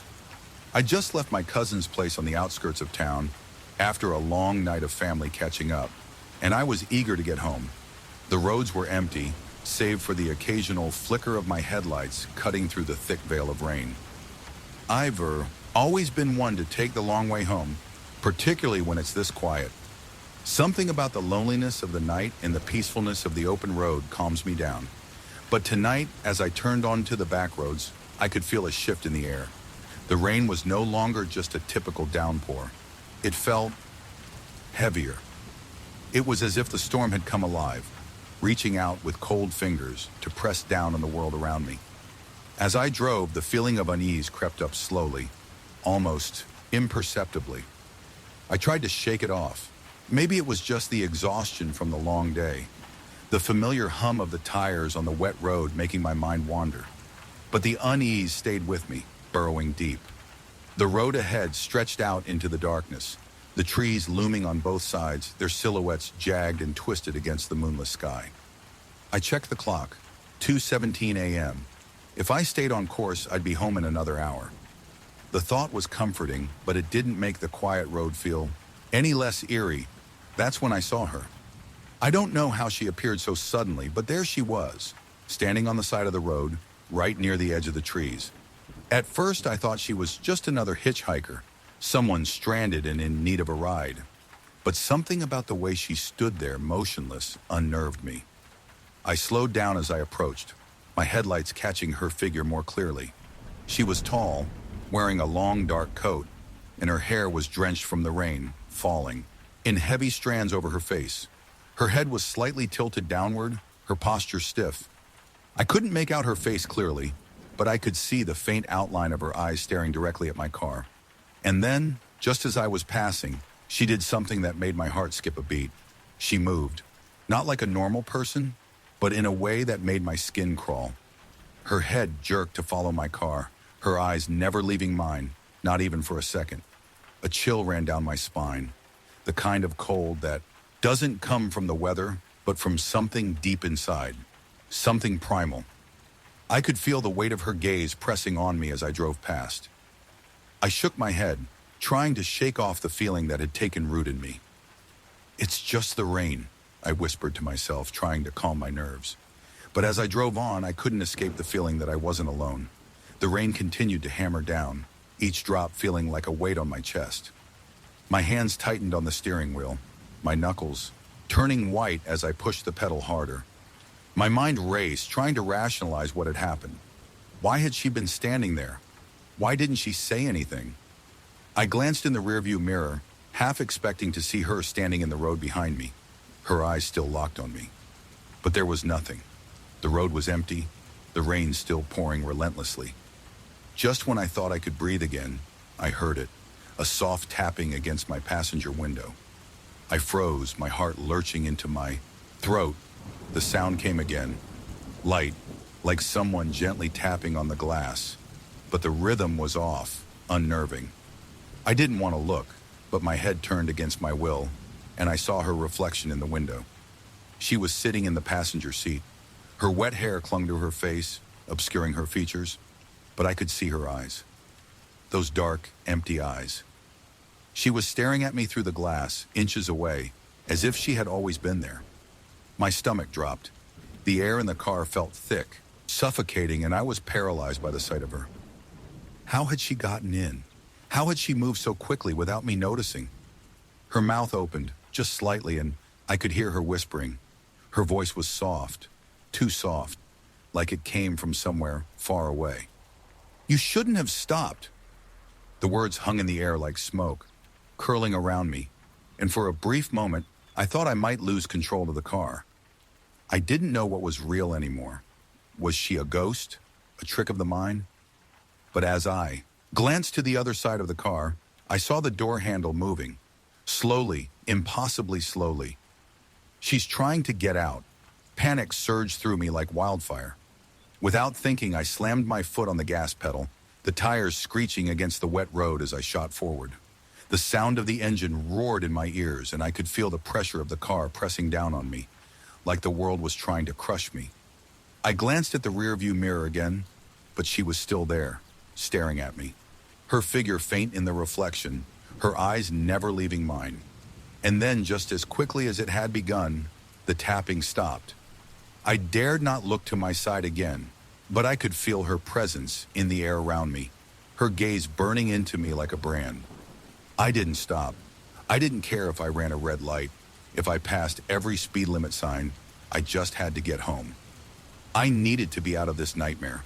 I didn't dare to look around the car again, but as I neared the exit to my neighborhood, I saw lights, familiar street lights, the soft yellow glow of safety. I could feel my heartbeat slow as I turned onto my street, the relief flooding through me like a drug. But when I parked in front of my house, I stopped, staring at the empty seat next to me. She was gone. No tapping, no shadow in the window. Just silence. I exhaled deeply, letting go of the tension in my chest, and I got out of the car, locking the doors behind me.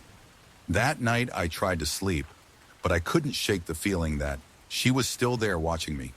Every creak of the house, every rustling sound from the wind made me jump. My mind raced, trying to make sense of what had happened, but no matter how hard I tried, I couldn't understand. The next morning, I had a strange feeling when I left the house. I looked around, and when I checked the passenger seat of my car, I saw it. A small crumpled piece of paper tucked under the windshield wiper. I hesitated before opening it, my hands shaking slightly. When I unfolded the note, the words were simple, yet they made my blood freeze. I'm still with you. Story 14. The Phantom Bus. The storm had been raging for hours. The wind was howling, rain slashing at the pavement in sheets, and the world outside my apartment was a blur of darkness. It was one of those nights where even the city seemed to hold its breath, the usual buzz of traffic silenced under the weight of the storm. I had just gotten off a late shift at the diner, and I was waiting for the bus to take me home. The bus stop was one of those old metal shelters, with rust creeping at the edges, its glass windows smeared with raindrops. It was the kind of place that felt abandoned, even in the middle of the day, let alone at midnight when the streets were practically deserted. I remember looking around, the faint street lights casting weak, flickering shadows on the wet pavement. There were no other people waiting with me, not a soul in sight. It was just me in the rain, trapped in the kind of silence that makes you question whether you're really alone. I checked my watch, 12:37 a.m. It was late, but I knew the bus still ran at this hour. The storm, though intense, didn't seem like it would keep the buses from operating. Or at least I hope not. The air was thick with dampness, the kind that clung to your clothes and chilled your skin, even through layers. I rubbed my arms, trying to stave off the growing unease that was creeping into my chest. There was something off about this night, but I couldn't put my finger on it. I felt like I was being watched. A distant rumble of thunder split the night, and I looked up to the sky as the first flash of lightning illuminated the skyline. The storm was only getting worse. Suddenly I heard it, a low distant hum, the sound of an engine coming from further down the street, the bus. I could hear it, the familiar rattle of the old vehicle's motor, pushing through the rain-soaked streets. I glanced at the dim streetlight as the hum grew louder, but there was something strange about it. It wasn't the usual sound of the bus. It was too faint, too far away. It didn't sound like it was anywhere near. I strained my ears, trying to gauge how far away the vehicle was, but the sound never seemed to get closer. It felt like the hum was stuck, lingering in the air. Then, just as I thought I'd imagined it, I saw headlights slicing through the darkness, and the faint rumble of the bus grew louder, clearer. I felt a rush of relief, but something about it felt wrong. The bus seemed to appear out of nowhere, like it had materialized from the thick sheets of rain, appearing almost too suddenly. It wasn't the usual city bus that I took. This one was older, more worn, with rust creeping up the side and the paint peeling off in patches. The headlights were dim, almost like the bus had been neglected for years. Its yellow exterior faded from age. But there was something more disturbing than its appearance: the sound. The engine sounded labored, like it was struggling to stay alive, sputtering in a way that made my skin prickle. I stood there frozen for a moment as the bus approached. It was moving slowly, almost eerily so, creeping toward the shelter with unnatural precision, like it knew exactly where I was standing. And then just before it came to a stop in front of me, I noticed something even stranger. The bus didn't have a driver. No one was behind the wheel. The front seat, where the driver should have been, was empty. My stomach twisted as I took a step back, my heart thudding in my chest. The doors of the bus opened on their own with a low mechanical creak, and I could feel the air shift, the oppressive storm air being sucked into the cabin like a vacuum. I took a few cautious steps toward the bus, my eyes scanning the interior. The seats were all empty too. There was no one inside, just rows and rows of worn, cracked seats, their faded upholstery damp from the rain. The bus was abandoned, but it had somehow arrived, waiting for me. "Is anyone there?" I called out, my voice shaking more than I intended. No response. I could feel my pulse racing, my mind screaming at me to turn around and leave, to get as far away from the bus as I could, but my feet wouldn't move. It was as if something in the air was holding me there, binding me to the spot. The storm outside howled louder, and the bus seemed to groan in response, like it was alive. And then, from deep within the cabin, I heard a voice. It was soft, almost too faint to hear over the storm, but unmistakable. "Get on!" The voice was cold, guttural, almost robotic in its delivery. It wasn't a request, it was a command. I should have run. I should have gotten the hell out of there and never looked back. But something inside me, curiosity, fear, maybe both, pushed me forward. Slowly I climbed the steps onto the bus, the door closing behind me with an eerie mechanical hiss. As soon as I stepped inside, the air felt different. It wasn't the wet, cold air of the storm anymore. It was dry, stale, like a place that had been locked away for years. I could see my breath, faint in the air, even though the temperature didn't feel that cold. The bus had no lights, save for the dim glow of the emergency exit signs, and I could barely make out the details of the seats in the darkness. The bus smelled musty, a mix of mold and dust, like it hadn't been used in a long time. The doors slammed shut behind me, and I could hear the bus slowly rumble to life, the engine coughing like it was starting up for the first time in years. The wheels began to move, slowly at first, and then faster, gaining speed. I didn't know why I didn't try to leave. Maybe it was the silence around me, or the strange sense of calm that seemed to settle over me as the bus picked up speed. But I stayed seated, staring at the empty rows of seats in front of me, the dim emergency lights flickering overhead. As we drove, the world outside the window didn't make sense. The rain was gone.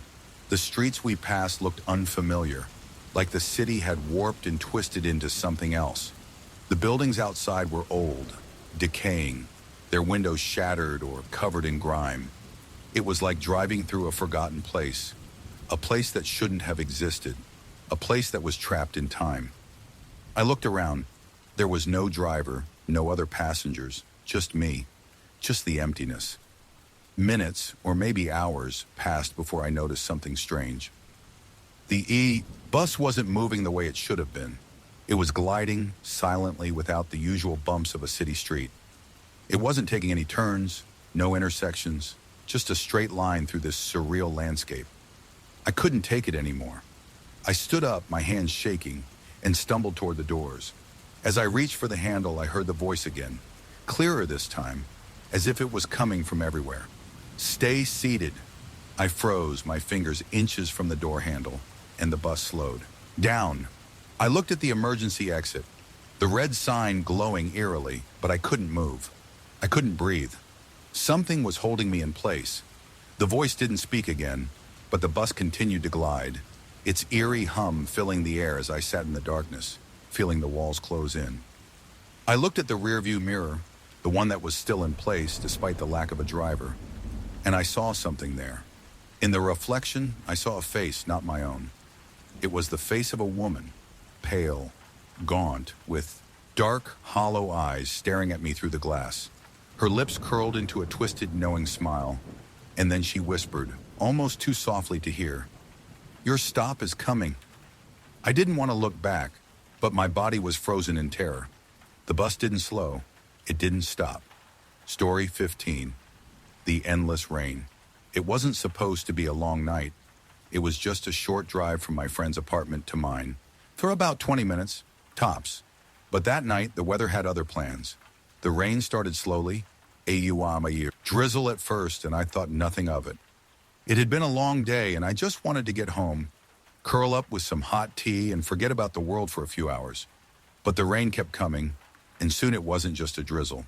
It was a downpour. The kind of rain that made it impossible to see more than a few feet in front of me, even with my headlights on full blast. The wipers struggled to keep up, the rubber blades squeaking against the windshield, pushing the rain aside only for more, to come crashing down in torrents. I had taken the back roads, avoiding the busy highway for the quieter, more familiar route. But now the road felt unfamiliar. The trees lining the side of the road pressed in close, their branches bending under the weight of the rain, and the air smelled thick like wet earth and something else.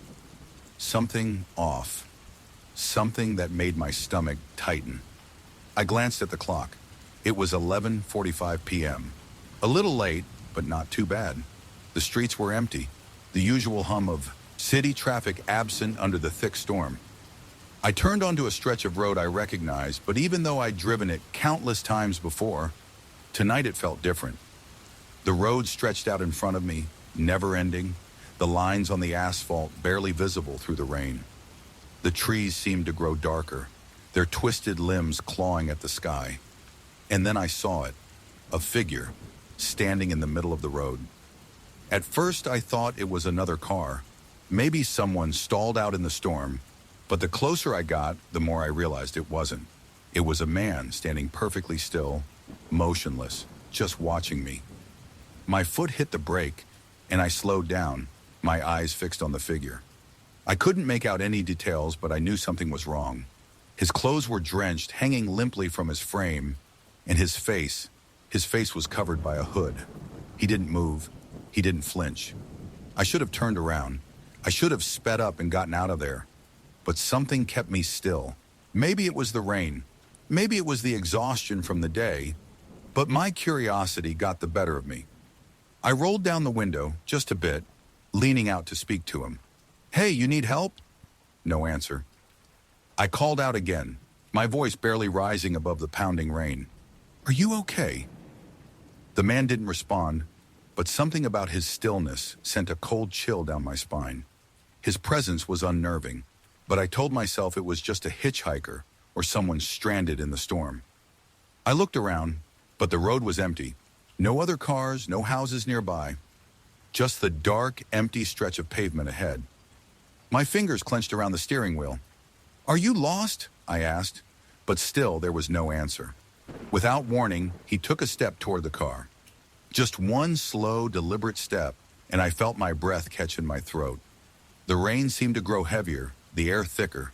The world outside the car felt suffocating, as though it were closing in on me. I should have driven away. I should have slammed my foot on the accelerator and left. But there was something compelling me to stay, something that made me watch him, watch as he slowly crossed the distance between us. His face was still hidden beneath the hood, but I could feel his eyes on me, cold, unblinking, watching me. He stopped just in front of the car, his hands hanging by his sides. And that's when I saw it, his hand. His fingers were too long, too thin, and his nails, black, jagged, and unkempt, touched the hood of my car. His fingers pressed against the metal, and it felt like something shifted in the air. The rain seemed to slow, the world around me growing quieter, colder. Suddenly, he looked up, and I saw his face. But it wasn't a face like you or me. His skin was pale, too pale, stretched tight over his skull, and his eyes were wide, far too wide, the irises a milky white, as if he had no pupils at all. His mouth twisted into something that wasn't a smile, but something far worse. His lips pulled back too far, revealing rows of sharp, jagged teeth, too many for a human mouth, and his breath came in low, shallow rasps. "Get out," he whispered. The voice was low, guttural, and something in me snapped. Panic surged through me, my heart pounding in my chest as I jerked the car into reverse. My tires squealed as I backed up, the car sliding slightly on the slick pavement. I didn't dare look back. My hands shook as I gripped the wheel, and my breath came out in ragged gas. I didn't stop until I was back, on the main road, my headlights casting beams through the rain-soaked night. But even then, I felt him, the presence. I could still feel his eyes on me, like he was watching, waiting. I glanced in the rearview mirror, but the road behind me was empty. I shook my head, trying to push the thoughts away. I was imagining things. The storm, the rain. It was all messing with my mind. I kept driving, the rain still falling hard, my heart racing in my chest. I just wanted to get home. I didn't want to think about what had happened on that road. But then I saw something that made me freeze. In the mirror, a shadow standing on the side of the road. I hit the brakes and the car skidded to a halt. The shadow was just there, too far away to make out, but I could feel it. That same heavy, suffocating presence. I glanced around, but there was nothing. No houses, no lights, just darkness.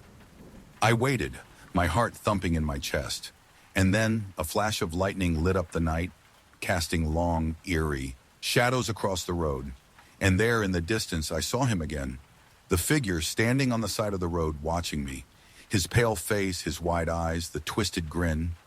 I didn't wait any longer. I slammed the gas pedal to the floor, my car roaring forward as the figure disappeared into the storm. I didn't stop. I didn't slow down. I just kept going. By the time I made it to my apartment, the rain had finally stopped. The world outside was still, quiet. But something in me knew it wasn't over. I locked my doors, bolted the windows, and pulled the curtains shut. But even now, as I sit here, I can feel it. I can still feel his eyes watching me, waiting. And every time the rain falls, I hear that whisper again. Get out. Story 16. The Midnight Knock. It was a night just like any other when it happened. The kind of night that doesn't stand out at first, but one that you'll never forget once everything falls apart.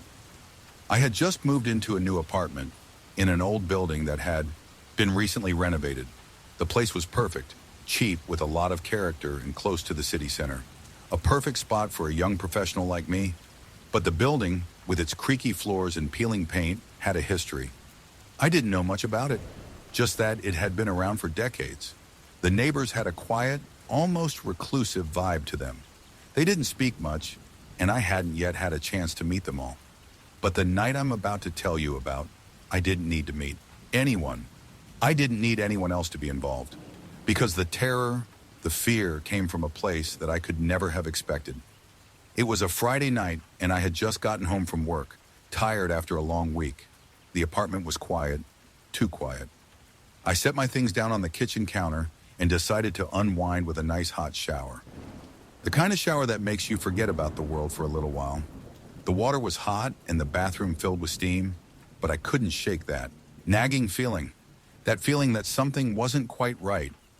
I dismissed it at first. The plumbing was old after all. Maybe the pipes were making strange noises. Maybe it was just the humidity in the room. But the feeling didn't go away. It grew. After a few minutes, I turned off the water, grabbed a towel, and stepped out of the bathroom. I was still dripping wet when I heard it. A knock. It was loud enough to be heard over the running water, and at first I thought it was my neighbor. Maybe something had gone wrong with the building's maintenance, and they needed to tell me something. But then I thought, it's after 9 p.m. People don't knock on doors at this hour. I didn't move at first, just stood there, my heart pounding in my chest as I listened. The knock came again. 3 sharp raps on the door, just like before. It was the kind of knock that made your blood run cold. It wasn't casual. It wasn't like someone needed to borrow a cup of sugar. This knock felt deliberate, intentional. I hesitated, unsure whether to answer or ignore it. But curiosity got the better of me, and I pulled on my robe before walking to the door. I peered through the peephole, but all I saw was darkness. No one stood in the hallway. No one was waiting outside. Just the empty, dimly lit corridor. I opened the door slowly, scanning the hallway, but there was no one there. I looked left, I looked right, not a single soul in sight. The hallway was empty, save for the low hum of the overhead lights flickering faintly. I stepped out, my bare feet pressing against the cold floor, and I made my way down the hall, feeling more and more uneasy with every step. I thought maybe someone was playing a prank on me. One of my neighbors, bored and trying to spook the new guy. But deep down, I knew something wasn't right. The building had always felt old, but it felt older now. The air seemed thicker, the shadows deeper. And when I reached the end of the hall, the hairs on the back of my neck stood up. It felt as if something was watching me, waiting. The knock came again, 3 sharp raps. And then I heard something else, a voice barely above a whisper coming from the darkness of the stairwell. "Let me in." My heart skipped a beat, and I took a step back. I hadn't heard anyone coming up the stairs, but there was no mistaking the sound. The voice wasn't loud or demanding. It was soft, almost pleading, but there was something sinister behind it. Something that made the hairs on my arms prickle. I should have gone back inside. I should have closed the door and locked it, but I didn't. I was frozen, caught in a web of fear and confusion. I tried to shake off the dread that had crept into my chest. "Who is it?" I called out, my voice trembling. But the only answer I received was the sound of footsteps, slow, deliberate, coming up the stairs. I backed away from the door, my eyes darting around the hallway, looking for something, anything, that would make sense of the situation. But there was nothing. No one. Just the sound of the steps, getting closer, louder. And then, the door creaked open by itself. I hadn't touched the handle, but the door opened anyway, slowly, as if something unseen was pulling it wide. I couldn't breathe. My heart hammered in my chest, and every instinct in my body screamed for me to run, to hide, to get away from whatever was on the other side. But I couldn't move. I just stood there, frozen, as the door continued to open. I stared into the darkness, into the empty hallway beyond, but I couldn't see anything. No one stood there. No figure emerged from the shadows. Just the emptiness, stretching on forever, like the night itself had swallowed everything around me. I don't know how long I stood there, trapped in that moment, too scared to close the door, too terrified to move. But eventually the footsteps stopped, and with that, the door slowly closed on its own, the soft click of the latch echoing in the silence. I didn't leave my apartment that night. I locked every door and window, pulled the blinds down, and curled up on the couch, trying to convince myself that it had been a nightmare, that it wasn't real. But I couldn't shake the feeling that someone or something was waiting outside. The next morning, I went to the building's front office, desperate for an explanation. I asked about the knocking, about the voice, but the building manager only looked at me like I was crazy. "No one's been here since you moved in," she said, her face pale. I've never heard of anything like that happening. I didn't know who had knocked or who had whispered from the stairs, but I couldn't stay in that apartment anymore. I moved out 2 weeks later. The last thing I remember before leaving was a shadow in the hallway, standing at the door to my apartment. It was only there for a moment, just a brief flicker, but I could swear I saw a figure, silhouetted against the faint light of the hallway. It didn't move. It didn't blink. And then the door knocked once more. Story 17, The Rain Whisperer. I never liked driving at night. The darkness of the road, the stretch of empty highway, it always made me uneasy. And when the rain came, it only got worse. But that night, I didn't have much choice. I had to get back home from the business trip I'd been on, and the storm was so thick that I didn't even want to stop. I was taking the back roads to avoid the traffic on the highway. It was a shortcut I knew well, a route I'd driven hundreds of times, but tonight it felt different. The rain had started coming down heavily around midnight, the windshield wipers struggling to keep up, The headlights of my car barely pierced the sheets of water that were falling from the sky, and the road, winding and narrow, felt endless in the darkness. The storm was relentless. The road ahead blurred with rain, the trees lining the sides bending under the weight of the wind. The occasional flicker of lightning illuminated the sky, but it only lasted a moment before the blackness returned. I kept my hands tight on the steering wheel, the grip so strong it felt like my knuckles might crack. I was doing my best to stay focused, but fatigue was setting in. My eyes were heavy, the hours of driving wearing on me. That's when I saw it, a figure standing just off the side of the road. I slammed on the brakes, the car screeching to a halt as I tried to keep control. The headlights illuminated the figure for a moment before they disappeared into the rain-soaked night. For a split second, I thought I saw a person, drenched to the bone, standing just beyond the tree line. But as I looked again, they were gone. There was nothing there but the dark. My heart pounded in my chest. I couldn't explain it, but I felt the unmistakable chill of fear creep down my spine. It wasn't just the rain or the isolation. There was something about that figure that didn't sit right. I sat there for a moment, catching my breath, before I shook my head and told myself it was nothing. I was just tired, my mind playing tricks on me. So I put the car in drive and pushed forward. The rain was still coming down hard and the road was slick, but I tried to ignore the growing unease in my gut. As I continued down the road, I saw something in the corner of my eye, a shadow. I quickly glanced to the side, but nothing was there. I felt my pulse race. Had I seen something, or was I just imagining it? I told myself to focus on the road, but the feeling of being watched, of something following me, was growing stronger with each passing minute. The trees blurred by, the rain falling in torrents, and I pressed my foot harder on the gas, desperate to get home. That's when I heard it, a soft, almost inaudible whisper. It seemed to come from the darkness outside the car, but it was so quiet I couldn't be sure. My heart skipped a beat. I leaned forward, straining my ears to listen, but there was nothing, no more whispers. Just the sound of the rain and the tires on the wet road. But then, a flash of lightning lit up the night sky, and in that brief moment, I saw it again. The figure. This time I was sure of it. There, standing at the side of the road, just past the trees, they were watching me. Their shape was distorted in the rain, their clothes soaked and heavy, their body unmoving. The only thing I could see clearly was their face, pale, gaunt, with eyes that seemed to glimmer in the brief light from the storm. I slammed on the brakes again, nearly sending my car into a skid.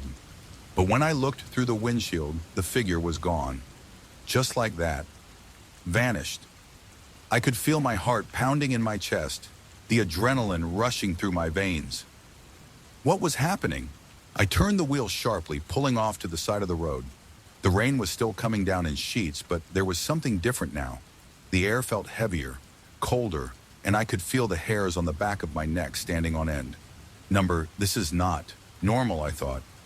I sat there for a few moments, my mind racing. What was going on? Was someone out there? Was it a person? Or was it something else entirely? I looked at the rearview mirror, trying to steady my breath, when I saw something that made my blood freeze. In the reflection, I saw a face. The same gaunt, pale face from before, staring at me from just behind my car. Its eyes were wide, unblinking, and it was getting closer. I didn't think, I just reacted. I shoved the gear into drive, slamming my foot on the gas. My car lurched forward, the tires screeching as I sped off down the road, desperately trying to outrun whatever was chasing me. The headlights barely cut through the rain, and the windshield wipers couldn't keep up with the downpour. I looked in the rearview mirror again, half expecting to see the figure following me, but there was nothing. The road was empty, the storm raging on, and yet I couldn't shake the feeling that something was still out there, watching, waiting. I didn't stop until I reached the next town. I pulled into a gas station, my hands still trembling on the steering wheel, my breath coming in shallow gasps. I didn't even care about filling up my car. I just needed to get out of there, away from the road, away from whatever was following me. As I walked into the gas station, I was still trying to make sense of what had just happened. My mind was spinning. I could still see that face, that expression, those eyes wide and dark staring at me through the rain. The cashier looked at me strangely as I stepped up to the counter. "You all right?" he asked, his voice low. I nodded, not trusting myself to speak. The unease was still there, gnawing at me. I could still feel the presence, like I wasn't alone, like someone was waiting outside in the rain. I didn't stay long. I paid for my gas and left, quickly getting back into my car, my hands shaking as I started the engine. I glanced at the rearview mirror one more time before I pulled back onto the road, but there was nothing behind me, just the dark, rain-soaked road stretching out into the night. But as I drove, I couldn't shake the feeling that someone or something was still following me. I couldn't shake the whispers, and every time the rain hit my windshield, I heard it. The soft, distant sound of a voice. It was faint, just barely audible over the storm, but I could hear it. Come closer. Story 18, The Rain-Soaked Road. It was the kind of night that felt like it could swallow you whole. The rain never stopped, falling in thick sheets that blurred the world around me. I had just finished a long day at work, and I was desperate to get home.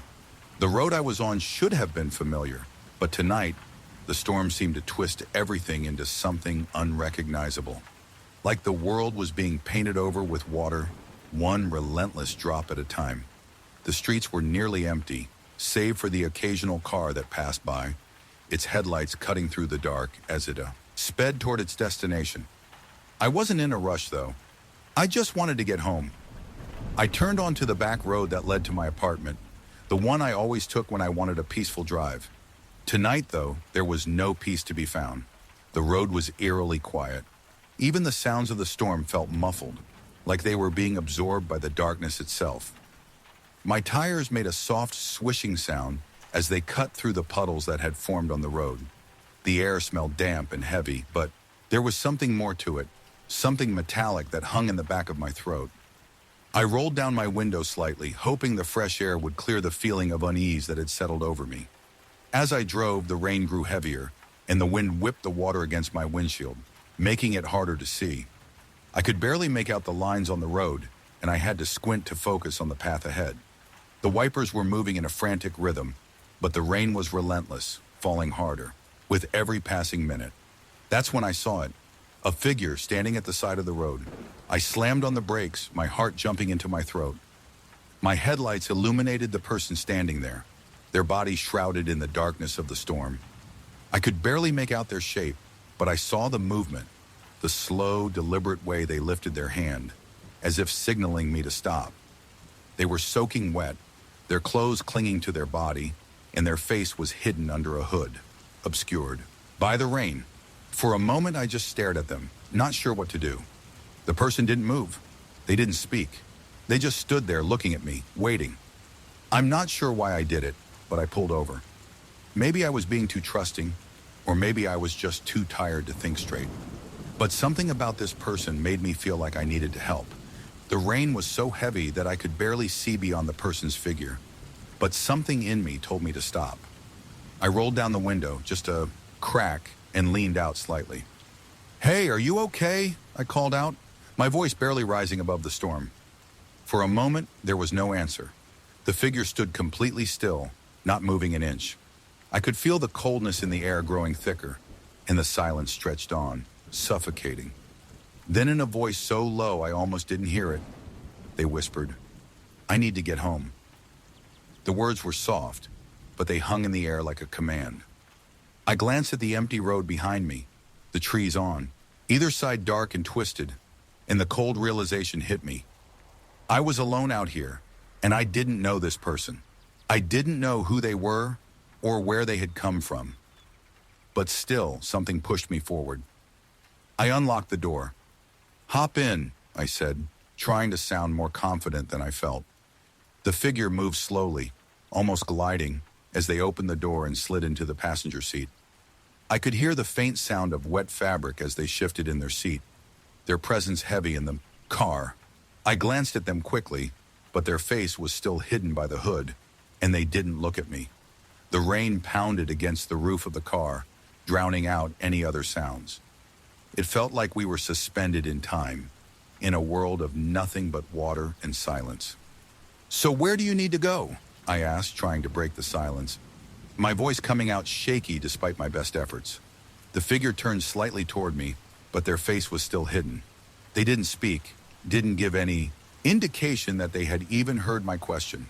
The atmosphere in the car felt thick, oppressive, like I was suffocating on the air. The silence stretched on too long, and I had to fight the urge to turn on the radio to fill the empty space. I'm just trying to get home," they finally said, their voice barely above a whisper. It sent a chill through me. The words felt wrong somehow, off, too detached, too mechanical. I nodded, though I wasn't sure what to say. I turned my attention back to the road, the headlights cutting through the rain-soaked darkness. The road was long, twisting and winding, and the rain continued to fall in relentless sheets. The trees around us seemed to loom closer, their branches swaying in the wind like dark fingers reaching toward the car. The longer I drove, the more uncomfortable I became. The air in the car felt stifling, the silence growing heavier by the second. The figure beside me hadn't moved, hadn't spoken again. They just sat there, staring, straight ahead, their hoods still pulled low over their face. The road ahead grew darker, the trees becoming more twisted and gnarled. I tried to shake off the feeling that something was wrong, but it clung to me, growing stronger with every passing second. The road had never felt so long. The darkness, the rain, it was like something was closing in on us. And then, just as I was about to say something, anything, to break the tension, the figure spoke again, this time in a voice that wasn't there. "Own." "Turn around," the voice said, its tone low and guttural, as if coming from somewhere deep in the darkness. "You shouldn't have let me in." I froze, my foot hovering over the gas pedal, and the world seemed to stop. My heart pounded in my chest, and the air in the car grew even heavier, pressing in on me. The figure's head snapped toward me, their hood falling back just enough for me to see their face. It wasn't human. The face was pale, too pale, with sharp, jagged features and eyes that gleamed with an unnatural light. It smiled, if you could even call it a smile, and the teeth were too many, too sharp, as if they didn't belong in any mouth. I jerked the wheel to the side, my heart racing. I had to get away. I had to leave. But when I looked back, the figure was gone. The passenger seat was empty, just the damp, wet fabric where they had been sitting. The car was silent again, but the weight in the air remained. I looked around, trying to catch my breath, but all I saw was the empty road stretching on forever, swallowed by the rain. And somewhere, in the distance, I could hear it, a whisper, just barely audible over the storm. "You shouldn't have let me in." Story 19, The Passenger That Never Left It, was one of those late nights where the world felt oddly still, as though even the trees had fallen silent in the heavy rain. I had just finished a grueling 12-hour shift at the hospital, and I was exhausted, both mentally and physically. My eyes were heavy, my head aching. I knew I had to get home. The drive should have been simple, a straight shot down the highway. But the storm made everything harder. The rain hammered against my windshield, the sound so loud that I could barely hear the faint hum of the engine. The wipers struggled to keep up, swiping back and forth in a desperate attempt to clear the thick sheets of rain. I'd taken this route 100 times before, but tonight the road felt different. The usual street lights were dim, their glow faint behind the thick veil of water that filled the air. I was alone. No cars, no lights, nothing. Just the endless stretch of asphalt ahead of me. I reached for the radio, hoping to distract myself from the endless rhythm of the rain, but it only made things worse. The static buzzed, louder than the rain, like the air itself was alive with something I couldn't understand. I fiddled with the dial, trying to find something that wasn't just noise, but nothing worked. It was just me, the storm, and the never-ending darkness. After what felt like hours, I finally saw something in the distance. A pair of headlights cutting through the rain.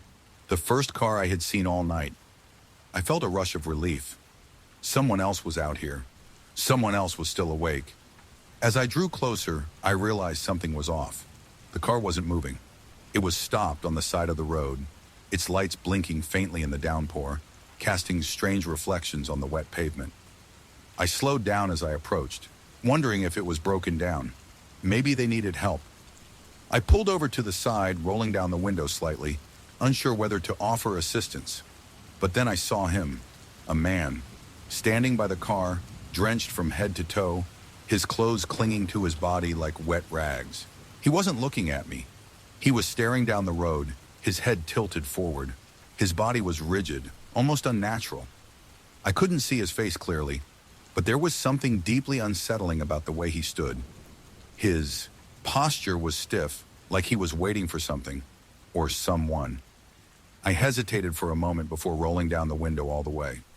"Hey, you need a lift?" I asked, my voice muffled by the sound of the rain. He didn't respond. I called out again, but still, no reply. I couldn't shake the feeling that something wasn't right. I should have driven away. I should have kept going. But something kept me there, almost as if I was drawn to him. After a few long seconds, he finally turned his head, toward me, his eyes. I can't even begin to describe what I saw in those eyes. There was nothing human about them, just endless blackness, like they were hollow. His face was gaunt, too pale with sharp features that looked almost too thin for his skull. And yet, despite the grotesque emptiness of his eyes, there was a faint, almost imperceptible smile on his lips, a smile that sent a chill through me. "Can I help you?" I asked again, my voice trembling now, the words falling out before I could stop them. He didn't speak, but he stepped closer to the car, moving so slowly, so deliberately, that it made my skin crawl. He leaned down toward me, and for a second, I thought he might say something, but then there was only silence. The rain seemed to stop for just a moment, and I could hear his breath. It was heavy, uneven, like something was wrong with him. I had to get out of there. I slammed the car into drive, nearly spinning the wheels as I floored it and sped off, my heart pounding in my chest. My hands were shaking as I gripped the wheel. But even as I drove faster, I couldn't shake the feeling that I wasn't alone in the car, that something had changed. I glanced to the passenger seat, empty. My eyes darted back to the road, but the feeling didn't go away. It was like someone was watching me, breathing next to me. I couldn't explain it, but the air in the car felt colder, heavier, as though something had shifted. I looked in the rearview mirror. The road behind me was dark, empty, but as I stared, something caught my eye. A figure. It was him, the man from the side of the road. He was walking behind me, not just walking, but moving impossibly fast. His legs were too long, his strides too wide. He was keeping pace with my car, his dark silhouette a blur in the rain. I could see him in the mirror, his face still twisted in that unsettling, empty smile. I gasped, my hands trembling on the wheel. I glanced at the mirror again. He was still there, only closer now. So close that I could see the outlines of his features, his face now completely visible. His eyes, those endless empty pits, were staring at me through the mirror, his smile stretching unnaturally wide, too wide for any human mouth. I screamed, my foot slamming on the accelerator as I swerved the car to the side of the road, my heart racing out of control. I needed to get away from him, but as I glanced to my left, I saw him again, right there, standing at the edge of the road, staring at me with those empty, soulless eyes. I couldn't stop the car. I couldn't think straight. The world around me was spinning as the fear took over. My mind was racing, but all I could do was drive. Faster, harder. I had to get away. The figure was gone. But I didn't stop. I didn't slow down. I didn't stop until I reached my apartment, my hands still shaking, my heart still thundering in my chest. I slammed the car door shut behind me and ran into the building. I didn't care who saw me or what they thought. I just needed to get inside, away from the road, away from the figure that had been chasing me. That night I locked every window, every door, and pulled the blinds down tight. I tried to sleep, but every time I closed my eyes, I could see his face, his eyes, that smile. But the worst part was when I woke up the next morning. I glanced at my rearview mirror, and there on the seat beside me was a single wet footprint. Story 20, The midnight driver. I'd always loved late night drives. There's something peaceful about the world when everyone else is asleep. The streets are quieter, the air cooler, and the mind clearer. It's just you, the road, and the hum of your car, with no distractions. I'd driven the route to my cousin's house hundreds of times, down that winding road through the woods and past the little diner that was always closed at this hour. But that night was different. The kind of different that makes you rethink everything you thought you knew. It started like any other. Drive. The clock on my dashboard read 11:45 p.m. when I pulled out of the driveway, heading down the familiar path. The rain had started to pick up again, the sound of the drops hitting the windshield creating a soothing rhythm. The only light came from my headlights, cutting through the blackness ahead of me, illuminating the slick road. I didn't think anything of it at first. The drive was peaceful, the rain intensifying as I rounded the curve near the woods. I've driven this road 100 times, but tonight I couldn't shake the feeling that something was off. The air was thick, the kind of heavy air that feels almost suffocating, as if the world around you is holding its breath. The silence felt too complete. As I passed the diner, I glanced at the dark windows and the neon sign that flickered faintly in the distance. It was just the usual late-night scene. But something caught my eye in the rearview mirror, a set of headlights growing closer. It wasn't unusual to see other drivers at this hour, but the car behind me was driving much too fast. I glanced at the rear view again. The car was right on my tail, too close, its headlights blinding me through the mirror. I sped up slightly, hoping they'd back off, but the car followed, faster. The feeling in my gut twisted. There was no way they couldn't see I was going too fast for this road. The curves were sharp, and the rain made it even worse. The car stayed behind me. Its headlights never faltered, like it was glued to my rear bumper. My heart rate picked up. I wasn't sure why, but something felt wrong. I glanced again in the rearview mirror and froze. The car had changed. It was no longer the car I had seen before. It was bigger now, something darker, its headlights blinding me like a spotlight. My fingers tightened on the steering wheel, my breath shallow. I couldn't make out the details of the car. It was too dark, and the headlights were too bright. But I knew one thing for sure. The shape of it wasn't right. I turned my gaze back to the road ahead, my foot pressing harder on the gas. I had to get away from it. I didn't care what the reason was. Something about that car, the way it was following me so closely, made every hair on my neck stand on end. The trees along the side of the road seemed to loom closer, the shadows stretching long into the night, almost as if they were trying to block my way. I rounded another curve, my headlights briefly illuminating a sign up ahead. It was a sharp turn, one I had always made with ease. But as I turned the wheel to navigate it, the car behind me was suddenly gone. I glanced in the rearview mirror. Nothing. No headlights, no shape. It was like the car had disappeared into thin air. I told myself I was imagining things. I had to be. It had been a long day. Maybe my exhaustion was playing tricks on me. I breathed a sigh of relief and slowed down, my eyes scanning the road ahead. The rain was still pouring down, but the tension in my chest began to ease.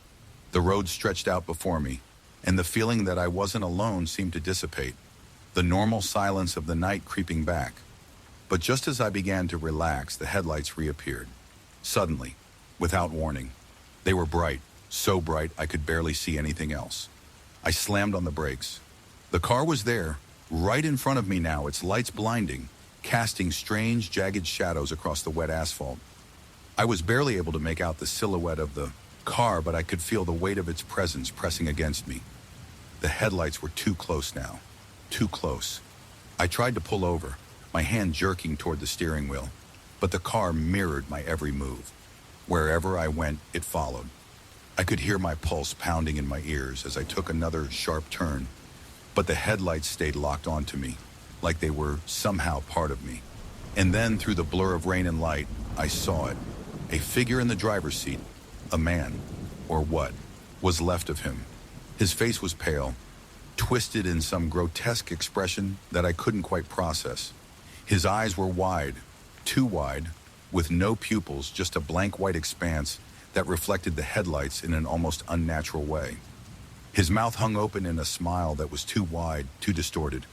I could hear it, his voice low and raspy, cutting through the rain like a whisper. Don't stop. It wasn't just a command, it was a warning I couldn't ignore.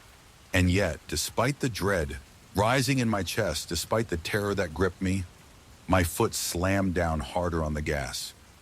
I didn't stop. I couldn't stop. The car stayed with me, its lights an unblinking presence behind me, its silhouette in the rearview mirror never wavering. My mind was spinning, and the road ahead seemed to stretch on forever. Every turn I took, every swerve, the car remained there, following, like a shadow that couldn't be shaken. I don't know how long I drove like that, but when I reached the bridge, that marked the turnoff to my apartment, the car was gone, vanished. I didn't see it in the rear view. There was no car, no headlights. I pulled off to the side of the road, gasping for air, my hands trembling as I gripped the steering wheel. My heart was still racing, and every part of me wanted to turn around and check if the car had somehow slipped ahead of me, but I didn't. I couldn't. I turned the key in the ignition and drove the rest of the way home without looking back.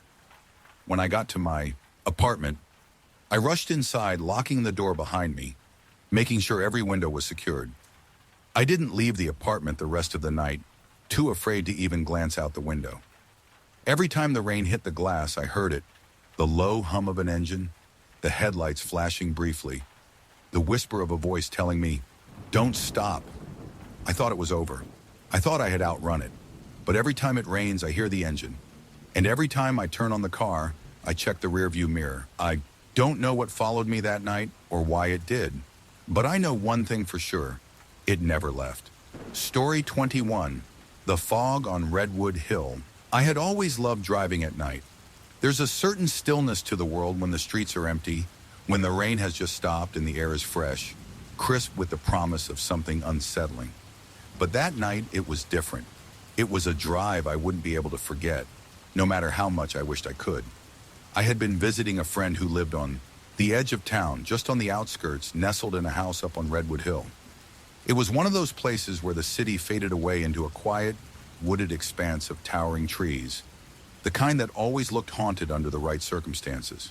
The drive had been long, but pleasant enough. The highway was quiet, just me and the occasional passing car in the distance. But as the night wore on, things started to change. It was just past midnight when I left my friend's place, the trees on, either side of the road casting long shadows under the light of my headlights. As I turned onto the winding road that led back to town, the fog began to roll in. At first, it was just a faint mist creeping across the road, barely noticeable, but it quickly thickened, turning into a heavy, dense fog that swallowed up everything in its path. I had driven down this road countless times before, but that night the fog was different. It wasn't the usual morning mist that disappeared with the sun.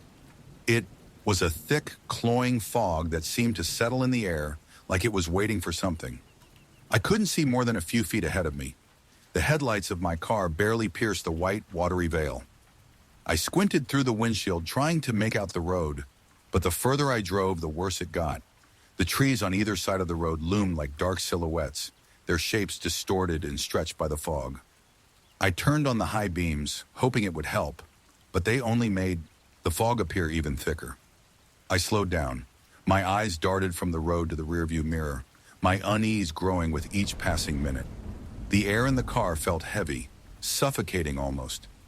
I rolled down the window slightly, trying to get some fresh air, but all I could smell was dampness. Earthy, thick, and musty. And that's when I saw it. A figure, standing just beyond the tree line, barely visible through the fog. I thought I saw it for a split second, a shadow in the mist. But when I blinked, it was gone. I pulled my foot off the gas, my pulse quickening. It had looked like a person, a tall, thin figure standing perfectly still, staring at me. But there was no way anyone would be out here at this hour, not in the middle of nowhere. I shook my head, dismissing it as a trick of the fog. My mind was playing games on me. I kept driving, but the feeling of being watched didn't go away. It hung in the air, thick and oppressive. A few minutes later, the fog seemed to deepen even, More, almost as though the world had narrowed to just me and the road. I felt a pressure in my chest, like something was pressing in on me from all sides. I didn't want to look in the rearview mirror, but I did. That's when I saw it again. The figure. This time it wasn't standing off in the distance. It was closer. Standing just off the side of the road, where the fog twisted and curled around its legs like smoke. The figure was taller now, its body more defined, as though it had grown in the mist. Its silhouette was that of a man, broad-shouldered with a tall, looming frame. But something was wrong. It was too still, too rigid. And its face, I couldn't see its face. It was like the fog itself was hiding its features, obscuring anything that resembled a human face. My heart hammered in my chest. I quickly checked the rearview mirror again, expecting to see something, someone, but the road was still empty. No one was behind me. I didn't know what came over me, but I slammed my foot on the gas, pushing the car forward, trying to break free from the unnerving presence that had settled around me. The fog was getting worse, closing in faster than I could drive through it. I couldn't see a thing, and it felt like the car itself was pushing through thick water, fighting against an invisible current. But as I rounded the next curve, I saw something in the distance. A set of headlights. A car coming toward me. Relief washed over me at the sight of another vehicle on the road. Maybe I wasn't losing my mind after all. I could wave the other car down, ask if they had seen anything strange. But as I drove closer, my heart skipped a beat. It wasn't just a car. It was too close to the road, too close to the edge. And the headlights didn't reflect off the wet road like they should have. The car, it wasn't moving. It was just there, parked on the side of the road waiting, but the headlights were on, illuminating the fog around them. I couldn't make out the shape of the car, but it was parked in a way that seemed wrong. It was too still, too unnatural. I slowed down, my hands gripping the wheel tighter, my nerves on edge. The fog swirled around the car like it was hiding something. I considered slowing to a stop, but the instinct to keep going won out. Something about that car felt wrong, felt like it wasn't meant to be there. Then as I passed it, I saw something else, a shadow. The shadow of a person moving in front of the car, right in the center of the road. I froze, my foot hovering over the brake. The figure stepped into the light, revealing a tall, thin man, drenched in rain, his face still hidden beneath a hood. He stepped out slowly, deliberately, and raised one hand as if to stop me. His other hand was hidden in the folds of his coat. I couldn't move.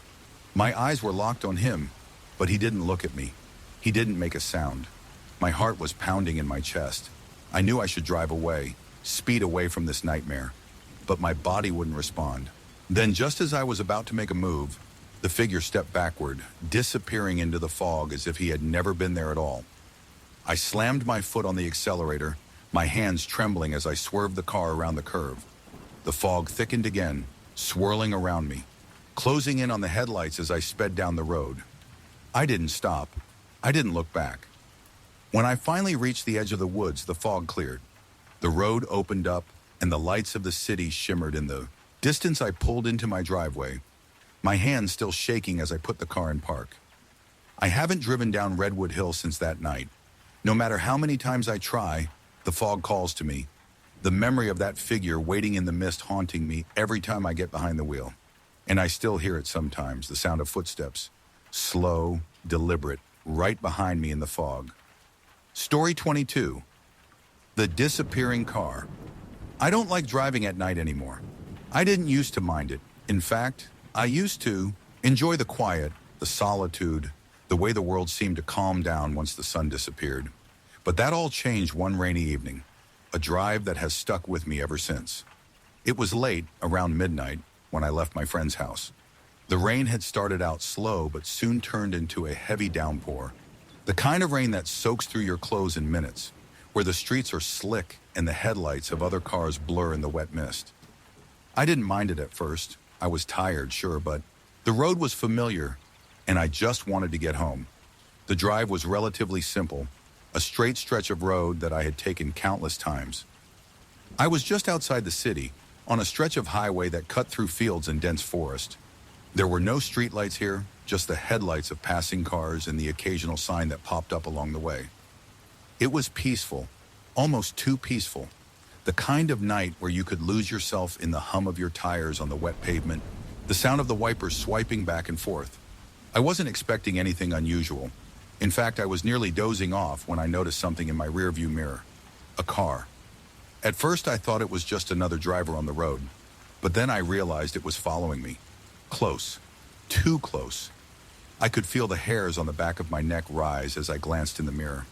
The headlights were so close that they blurred, making it hard to see any details of the vehicle. The car was just a dark silhouette, like a shadow behind me, following my every turn. I tried to push the thought out of my mind. After all, it was late, and people were always on the road at this hour, right? But the feeling didn't go away. The car stayed right behind me. No matter how much I sped up, it stayed right there. Never passing, never wavering. I made a sharp turn onto a less traveled road. The headlights behind me did the same. I glanced again in the mirror, a sense of dread creeping over me. The cars. Lights were still there, but now there was something off about it. There was no sign of anyone in the driver's seat, just darkness. My stomach tightened. I reached for the radio, trying to distract myself from the odd feeling that was growing in my chest. But when I looked back in the mirror again, something was wrong. The car was gone. Just gone. I couldn't believe it. I had just glanced at the rearview mirror a second ago and seen the headlights right behind me. Now there was nothing. No lights, no car. The road behind me was empty, just the endless stretch of wet asphalt reflecting the dim glow of my headlights. I took a deep breath, trying to shake off the anxiety creeping up on me. I was imagining things. Maybe the rain had played tricks on my eyes, or maybe the car had taken a different route. It was late and I was exhausted. I pushed on, trying to convince myself that it was nothing. But then I saw it. Up ahead on the side of the road, the car was there again. The same car, dark, indistinct. Its headlights illuminated the wet road, but there was still no sign of a driver. It was just sitting there, parked along the side of the road, as if waiting for me to pass. I slowed down, my instincts telling me to stop, to find out what the hell was going on. But something held me back, a voice in my head telling me to keep driving. I looked away, focusing on the road ahead. But when I looked back, the car wasn't there anymore. It had vanished. I slammed my foot on the gas, trying to distance myself from the weirdness that seemed to cling to me. The rain was coming down harder now, my windshield wipers struggling to keep up. But as I sped down the road, I couldn't shake the feeling that something was wrong. Something was following me. The wind picked up, the car rocking slightly as I navigated the winding road. And that's when I saw it again, in my rearview mirror. The same dark car.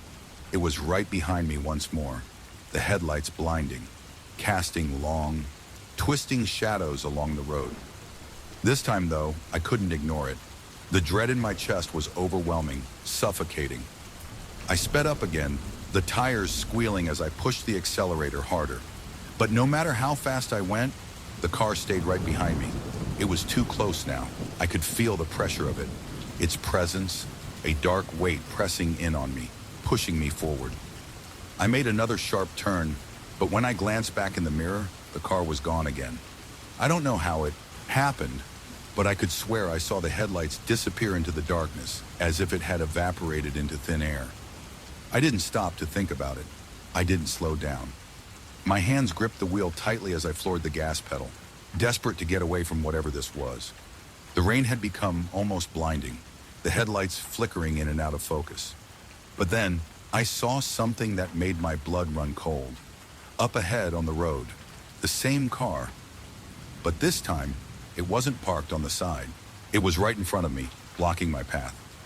I slammed on the brakes, the tires screeching as I tried to stop. But the car didn't move. It was just sitting there, its headlights blinding me. I could make out no details, no features, no person inside. Just a silhouette in the rain, waiting for me. My heart raced as I swerved to the side, narrowly missing the car. I could hear the screech of the tires, the sound of the road beneath me, but I couldn't look away. I didn't dare glance back to see if It was following me again. I couldn't. I kept driving faster now, my breath shallow, my hands shaking. I reached the edge of town and pulled into a gas station, too afraid to keep driving. My heart was still pounding in my chest, my pulse a frantic beat in my ears. I parked the car, my hands still gripping the steering wheel, my entire body trembling. I sat there for what felt like hours, staring out into the storm. I didn't want to look in the rearview mirror, but after a moment I did. The car was there again, but this time it wasn't behind me. It was parked in the gas station lot. The headlights were still on. I didn't wait to see if it moved. I didn't care if it was a trick of the rain or my imagination. I grabbed my keys, unlocked the door, and ran inside the gas station. The attendant looked at me like I was crazy when I asked about the car. He said no one had parked there recently. The lot had been empty. I never drove down that road again. I don't know what I saw that night or what was following me, but it was real. And the car that kept appearing, disappearing, and blocking my way, wasn't just a hallucination. I know that now. Story 23. The toll booth in the fog. There are some roads you just don't drive down at night, and there are some places you shouldn't even think about stopping, especially when the fog rolls in. I learned that lesson the hard way, one fateful night after a long day of work. I was driving back home from a conference out of town, heading back to my apartment. The journey wasn't long, just a couple of hours, but I had been driving for over 6 hours and was already exhausted. It was nearly midnight when I entered the winding country road that would take me back to the main highway. I had taken this route before, but something about tonight felt different. The usual charm of the backwoods seemed darker, and when the fog appeared, creeping in like a blanket, I should have known to turn around. I had no idea how it formed so. Quickly, 1 second the sky was clear, and the next the fog had rolled in thick and fast, swallowing up the road ahead. The headlights from my car barely pierced the mist.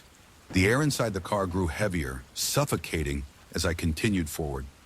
I passed a few dark houses, all quiet, and then I saw it, a toll booth up ahead. I didn't remember seeing a toll on this road before, but then again, I hadn't driven it at night in a while. I thought maybe the booth was new. I didn't think much of it at first. It was late, the rain was starting to drizzle down, and I was ready to get home. But as I approached the toll booth, I saw a figure standing there. A man, tall with a long coat, his face hidden beneath the brim of his hat. I felt a strange sense of unease settle over me. Something about the way he was standing there, in the middle of nowhere, at this hour, just didn't sit right. I slowed down, rolling my window down just enough to speak. "How much is the toll?" I asked, trying to make out the man's features. The figure didn't respond. He just stood there, still as a statue, his hands folded in front of him. I repeated myself a little louder this time. Still nothing. Annoyed, I rolled my window up and started to drive past. But as I did, something made me look back. I could swear the man's head had moved. He was staring at me now. His eyes. There was something unnatural about them. They didn't reflect the light from my headlights. They were just dark, deep, endless black. Voids. It was like he wasn't human, or if he was, he had lost something that made him that way. I felt a chill run through me. I quickly turned my attention back to the road and pressed the gas, hoping to put some distance between myself and the man. The fog had thickened, wrapping around the car like a suffocating cloud, and I couldn't see anything in front of me except for the eerie glow of the headlights. But I couldn't shake the feeling that something was following me. The toll booth quickly disappeared behind me, but the man's figure lingered in my mind. I couldn't explain it, but there was something about him, something that felt wrong, something alive in a way that felt otherworldly. I didn't dare look in the rearview mirror. The fog was getting worse. I felt my chest tighten as I drove, the atmosphere inside the car growing thick and heavy, almost like the air itself was pressing down on me. I turned up the heat, hoping to shake the chill that had settled in my bones. My eyes kept darting to the road ahead, my knuckles gripping the steering wheel so tightly that my hands started to ache. Then, just as I thought I was finally moving past the fog, I saw it, the toll booth. Again. I froze. My heart skipped a beat as I slammed on the brakes, nearly skidding out of control. But the booth was there, just as it had been before, standing silently in the middle of the road. And once again, I saw the figure standing beside it. My breath caught in my throat. How could that be? Possible? I had passed the toll booth at least 10 minutes ago. How was it back here? Had I gone in a circle? No, that couldn't be right. The road didn't loop back. The toll booth should have been miles behind me by now. I glanced at the clock on my dashboard. It hadn't moved. I reached for my phone, checking the time again. It was still just past midnight. I had been driving for a while now, long enough that the toll booth shouldn't be ahead of me. I rolled down the window again, this time determined to get an answer. My fingers trembled as I reached for the handle, but the air outside was thick, pressing against my skin like it was alive. The fog, now heavier than before, seemed to swirl around the car, blocking my view of anything beyond the toll booth. I turned the wheel, intending to drive past again, but just before I did, I saw him again. The man's head was tilted slightly, his dark eyes fixed on mine. He didn't say a word, but I felt his gaze like a weight, heavy and cold, pressing down on me. Without thinking, I floored the gas pedal, speeding past the booth. My hands were shaking so badly that I could barely keep the car straight on the road. I didn't dare look back. I drove for what felt like an eternity, the fog thickening around me, blurring the road even further. The silence inside the car was deafening. My breath was ragged, and my pulse was pounding in my ears. And then I saw it again. The toll booth. I couldn't believe it. I had passed it again. This time, it was right in front of me, as if it had been waiting for me.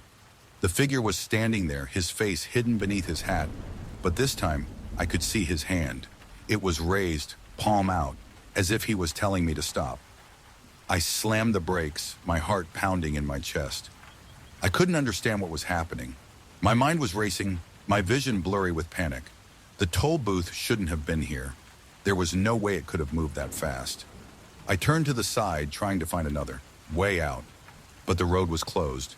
It was blocked by a thick wall of fog, stretching endlessly in both directions. There was nowhere to go.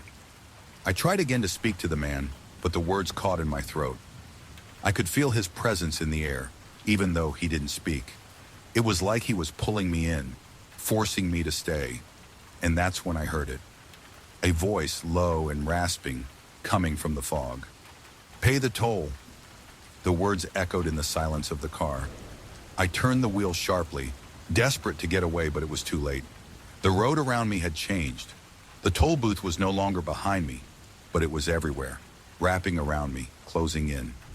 I felt the darkness closing around me, thick as the fog that was now pressing against my windows, and I couldn't escape. I don't know how I got out of there that night. I don't know how I managed to leave, but when I finally came to my senses, I was miles down the road. The fog was gone, the toll booth nowhere to be seen. I haven't driven down that road since, and every time the fog rolls in, I feel like that toll booth is waiting for me, out there in the mist, ready to claim whatever I have left. Story 24. The Reflection in the Rain. I've always been a fan of rainy nights. There's something comforting about the soft sound of rain pattering against windows, the dark world outside seeming to fade away, leaving you in a cocoon of warmth and solitude. But that night, the rain felt different. It didn't offer me comfort. It was a warning. It had been a long, exhausting day. I just finished a shift at a 24-hour convenience store, and I was looking forward to heading home. The weather had been unremarkable throughout the day, but as the evening rolled in, the sky began to darken, and the rain began to fall. At first, just a drizzle, but soon it grew into a torrential downpour. I didn't mind it, though. I'd always loved the way the world seemed to quiet itself in the rain, how everything slowed down. I had parked my car under a street light near the store and grabbed my things, locking the car behind me. I didn't want to wait for the rain to let up, so I decided to drive home. The street was empty, just a few headlights cutting through the downpour and the rhythmic sound of tires splashing against the slick road. As I got into my car, I felt a slight sense of unease, but I brushed it off. It was just the rain, the darkness, the isolation. It all made me feel a bit off, but nothing more. I started the engine, flicked the wipers on high, and pulled out of the parking lot, making my way toward the main road. The street was mostly deserted, with only a few cars passing by, their headlights illuminating the wet streets in stark white beams. I kept my eyes on the road, but my thoughts kept drifting, my mind tired and restless. Every now and then, I would glance at the rearview mirror, checking to make sure no one was tailing me. I didn't think much of it until something in the mirror caught my eye. It was a reflection, but not mine. At first, I thought I had imagined it. The mirror was fogged up slightly from the humidity of the rain, so I wiped it clear with my sleeve, expecting to see the usual empty street behind me. But there was something else, a figure, a person, standing behind my car, reflected in the rearview mirror. My heart skipped a beat. I quickly glanced over my shoulder, but the back seat was empty. I looked back in the mirror. The figure was still there, tall, dressed, in dark clothing, their face obscured in shadows. I couldn't make out any details, but I knew I had seen it. I could feel the presence, the weight of it. I told myself it was nothing. Maybe it was just the rain playing tricks on me. But when I checked the rear view again, the figure was closer. I froze, my fingers tightening on the steering wheel. My mind raced. There was no way someone was standing behind my car. No one had been around when I left the store. I hadn't heard anyone approach, and I certainly didn't hear footsteps on the wet pavement. My mind screamed at me to pull over, to get out of the car, but I couldn't bring myself to do it. The road ahead was still empty, the only sound the steady beat of rain against the roof. I kept driving, faster now, trying to shake the feeling of being watched. But no matter how fast I drove, the figure stayed in the rearview mirror, its dark form slowly inching closer, as if it were walking behind me at a slow, deliberate pace. I glanced at the side mirror, then the rear view again. It was almost right up against the back of my car now, close enough that I could see its shadowy form fill the mirror. The figure hadn't moved from the spot where I first saw it, but now it was pressed up against the glass, its face inches from mine. I slammed on the brakes, pulling the car to the side of the road, my hands trembling. The moment the car stopped, the reflection in the rearview mirror disappeared. The road was empty. No figure, no shadow, just me sitting alone in the car. I looked around quickly, but there was nothing. The rain had softened slightly, the world around me unchanged. The streetlight flickered, casting an eerie glow over the road. I could hear the steady drip of water from the trees overhead, but there was no sign of anyone. No footsteps, no sounds. Just the silence of the night and the quiet hum of my car's engine. I let out a shaky breath, trying to calm myself.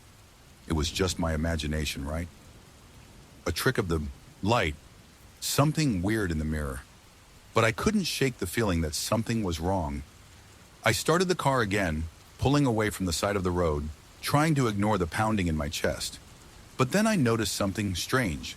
The headlights. They weren't reflecting properly in the puddles on the road. The rain was falling in sheets, but the reflection was off. It was like the road itself was warped. The headlights should have been reflecting back at me, but they were twisted, distorted, stretched out like they didn't belong. I was driving too fast now. I could feel it. The car slipping on the wet road, my hands gripping the wheel so tightly my knuckles ached. But something in the mirror caught my eye again. The reflection, it was back. This time it wasn't just a figure standing behind my car. There was someone sitting in the back seat. I couldn't see their face clearly, but I could tell that they were watching me. The figure was no longer just standing. Now it was sitting, as if they had slipped into the car when I wasn't paying attention. I had been so focused on the road, so focused on the rain, that I hadn't noticed them slip in. My heart hammered against my chest. I checked the back seat again, my hands shaking as I turned my head. It was empty. I looked back at the mirror. The figure was still there, sitting in the back seat, only now its face was clearer. I couldn't make out its features, but I could feel its presence, cold and suffocating. Its eyes were black, like endless voids, and its mouth, there was a smile, stretched wide, unnatural, like it wasn't supposed to be there. I couldn't breathe. I could feel my vision narrowing, the edges of my sight blurring as panic set in. I pressed my foot to the gas, speeding down the road. I didn't know where I was going. I didn't care. I just needed to get away from whatever this was. The rain slammed against the windows harder now, like the sky itself was trying to drown me. I glanced back at the mirror, but the figure wasn't there anymore. The back seat was empty, but I still felt it.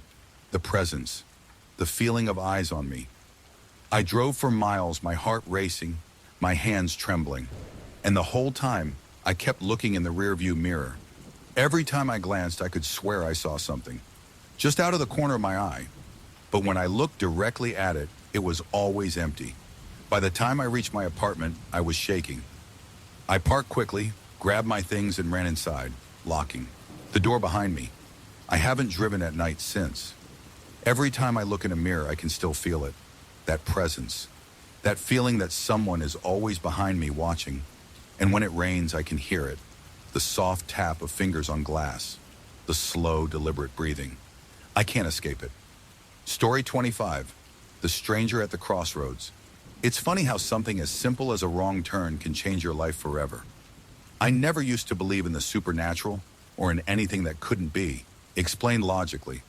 But after that night, I can't shake the feeling that some roads were never meant to be traveled and some encounters should never have happened.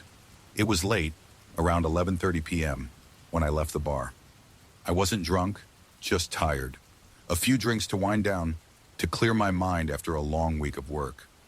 I don't often drive at night, but this night the roads were quiet, and I found myself cruising along the familiar highway, the hum of my tires on the asphalt lulling me into a sense of comfort. The night had been clear, the stars faintly visible through the windshield.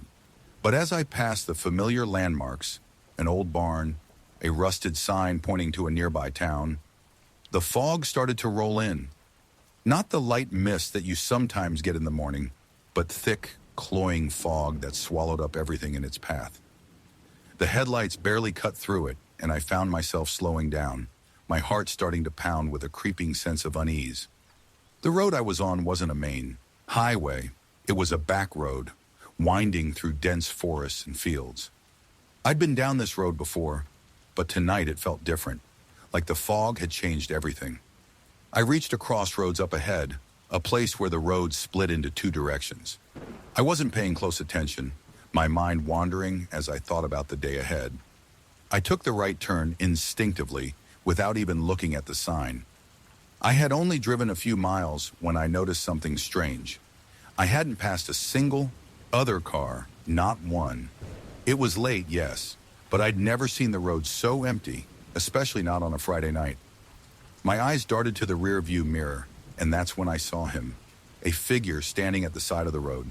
A man, tall, dressed in dark clothes, his face obscured by a wide-brimmed hat. He was just standing there, completely still, not moving at all. No sign of a car, no lights in sight. It struck me as odd, but I didn't think much of it at first. The thought of stopping crossed my mind, but I dismissed it. I wasn't about to pick up a hitchhiker, not out here in the middle of nowhere. As I drove past, my headlights briefly illuminated him. His eyes? I'll never forget his eyes. They weren't normal. They were too wide, almost too dark, and they glowed faintly. I shook my head, trying to convince myself it was just the fog playing tricks on me. But then, something made me look back. The man was no longer standing by the side of the road. He was standing in the middle of the intersection. In my rear-view mirror, I could see him clearly now, his hands at his sides, his head tilted toward me. His body was unnaturally stiff, his stance rigid, like he was waiting for me to pass. But what struck me the most was how he didn't seem to move. It was like the world had frozen around him, except for me. My heart pounded harder in my chest as I pressed the gas, the road stretching ahead of me. I wanted to turn back, to go the other way, but I didn't. I kept driving.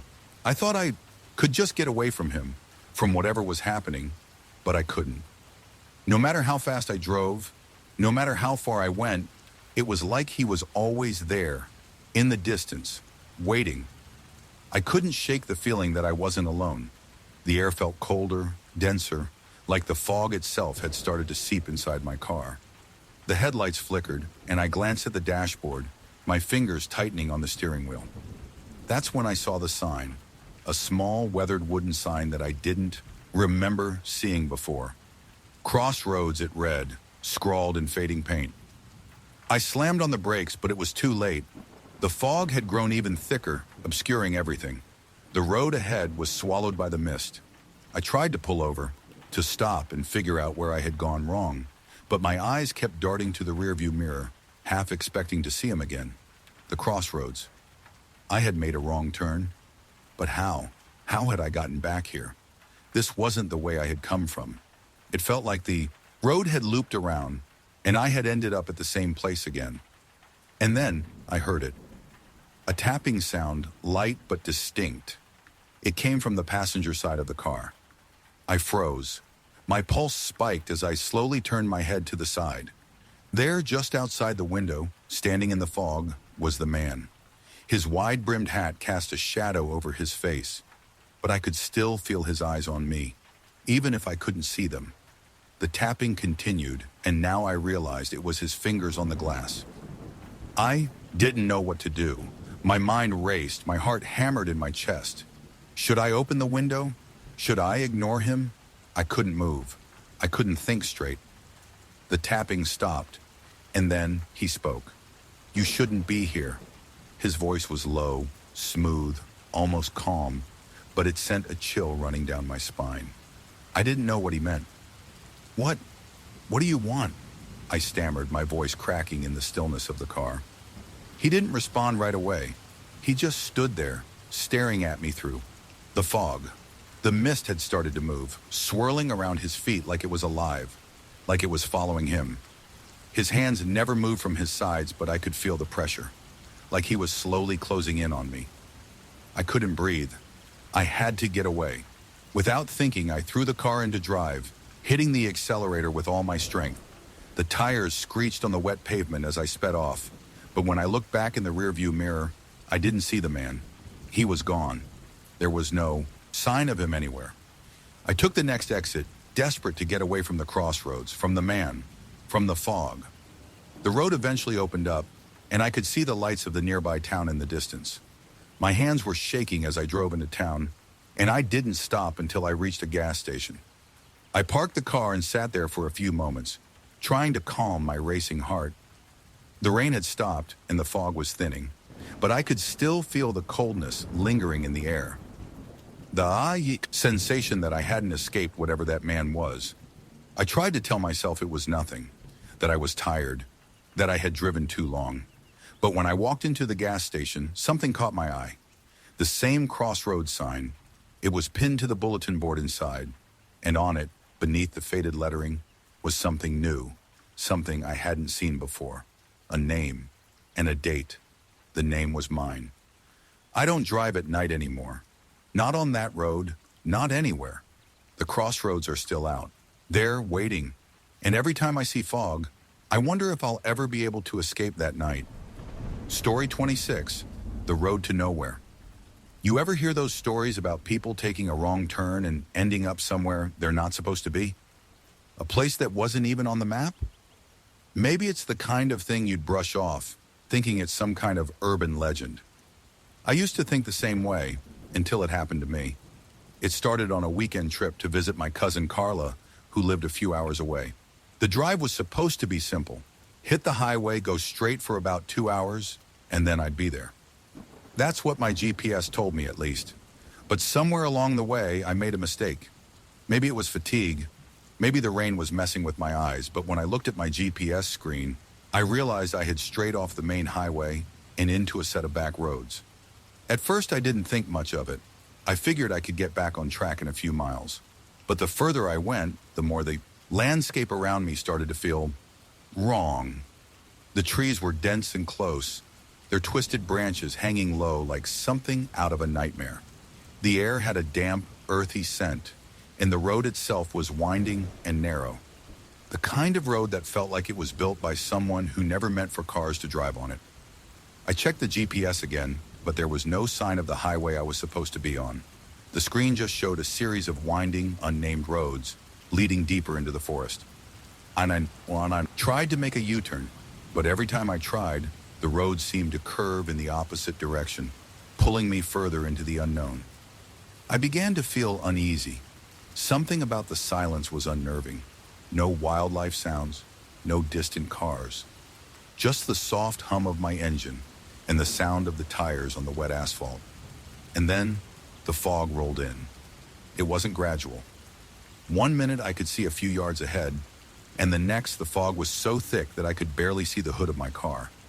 It was like I had driven into a different world altogether, one where the rules of nature didn't apply. I kept driving, hoping I would eventually break through it, but it only seemed to get worse. The road ahead was now a thick gray abyss, and I had no idea if I was still on the road at all. I started to slow down, my eyes scanning the surroundings for any sign of civilization, anything that might tell me I wasn't completely lost. That's when I saw the sign. It was weathered, old, barely legible in the fog, but it was there, standing by the side of the road. I pulled over, squinting through the mist, and got out to take a closer look. The sign read, "Welcome to Nowhere." Now, I'm not one to get spooked easily, but that was a sign that made my skin crawl. I laughed it off, telling myself it was probably just a local joke, some weird roadside attraction, but the longer I stared at it, the more wrong it felt. The air seemed colder, the silence heavier, as though the world had swallowed me whole. I got back in the car, trying to convince myself to calm down, but I couldn't. I was stuck. My GPS was useless. There were no cell signals out here. The road ahead, despite all my efforts, led nowhere. I decided to keep driving, thinking maybe I'd eventually hit a town, or at least a gas station. I drove for what felt like hours, but the fog never lifted. It was as if the road had no end, just endless twists and turns, going deeper into the void. Then out of nowhere, I saw lights ahead. I squinted. Through the fog, my heart lifting with the hope that I might finally find some sign of civilization. But as I got closer, my excitement faded. The lights were dim, flickering. It wasn't a gas station or a house. It was something else. The road opened up into a small clearing, and there, in the middle of nowhere, stood a large building, an old, decaying structure that looked like it had been abandoned for decades. It wasn't a hotel or a restaurant.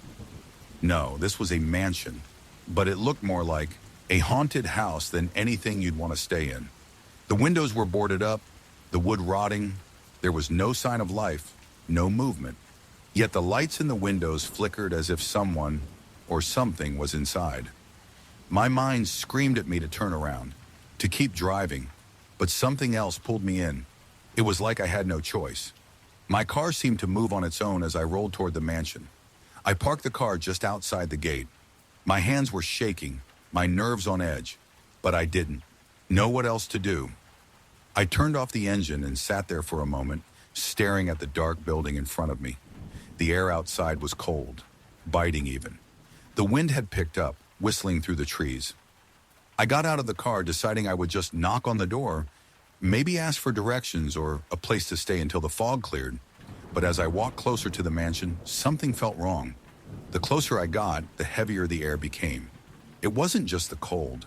It was something else, something sinister, like the house itself was alive. I reached the door and hesitated. I didn't know why, but the thought of opening it filled me with dread. My hand hovered over the knocker, but before I could touch it, the door creaked open on its own. I don't know why I went inside. I should have turned around. I should have run, but I didn't.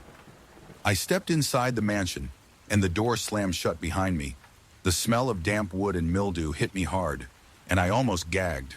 The hallway was dark, the only light coming from the flickering lamps in the distance. I could hear footsteps, slow, deliberate steps, echoing through the halls. But when I looked around, there was no one there.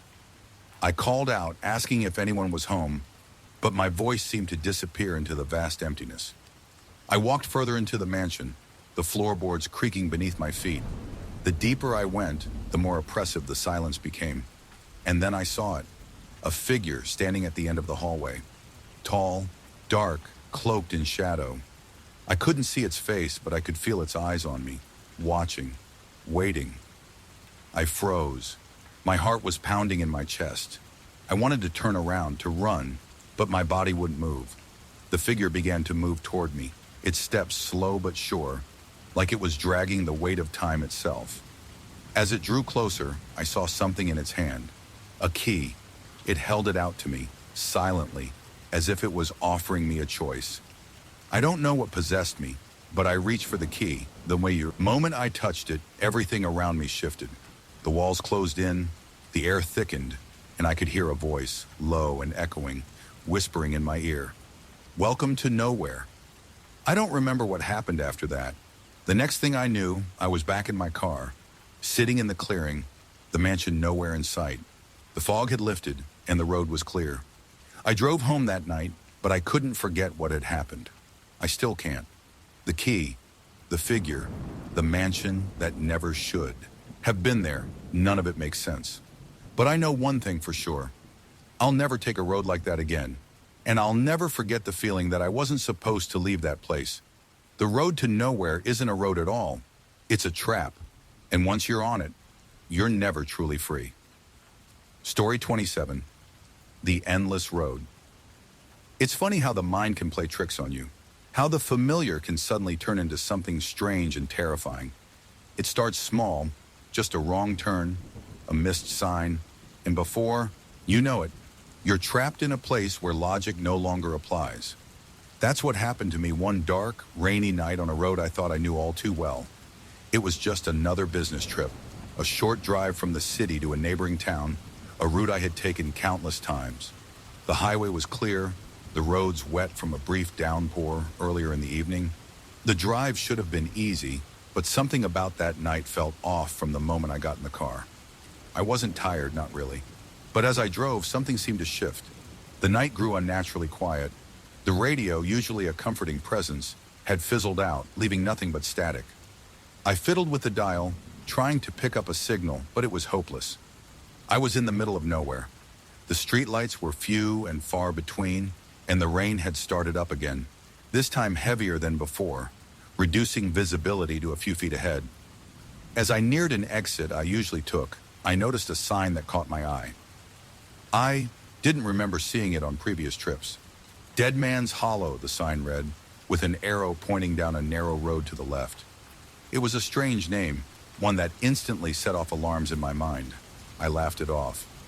Just some small-town weirdness, right? I turned the wheel, deciding to take a detour for the sake of curiosity. I figured I would explore a new route, check out the small town, maybe grab a bite to eat at a diner I hadn't been to before. But the moment I turned onto that road, I felt it, a shift in the air, a sense of foreboding. It wasn't just the rain or the fog that started rolling in. It was something more, something that made the hairs on my neck stand up. The road was narrow, winding, flanked by tall, gnarled trees whose branches twisted like skeletal fingers reaching into the sky. The fog was thick, and the road seemed to stretch endlessly before me, even though I knew the distance was only a few miles at most. There were no houses, no signs of life, just the occasional curve in the road and the eerie quiet, punctuated only by the sound of my tires splashing through puddles. I checked the clock on my dashboard. It was nearly 10:30 p.m., but the time didn't feel right. It felt as though I had been driving for much longer, though my mind kept telling me I hadn't. The road didn't end. The further I went, the more it seemed like the same stretch of asphalt repeated itself. Each bend in the road looked almost identical to the last. The fog thickened, wrapping around the car like a shroud, obscuring everything beyond the headlights. After what felt like hours of driving, I finally saw something. A faint light flickered ahead. My heart lifted with the hope of finding some sign of civilization. Maybe I had finally reached the town after all. As I drew closer, the light became clearer, and I realized it was a gas station. The neon sign flickered weakly in the distance. I pulled into the station, relieved to see another human presence. I parked.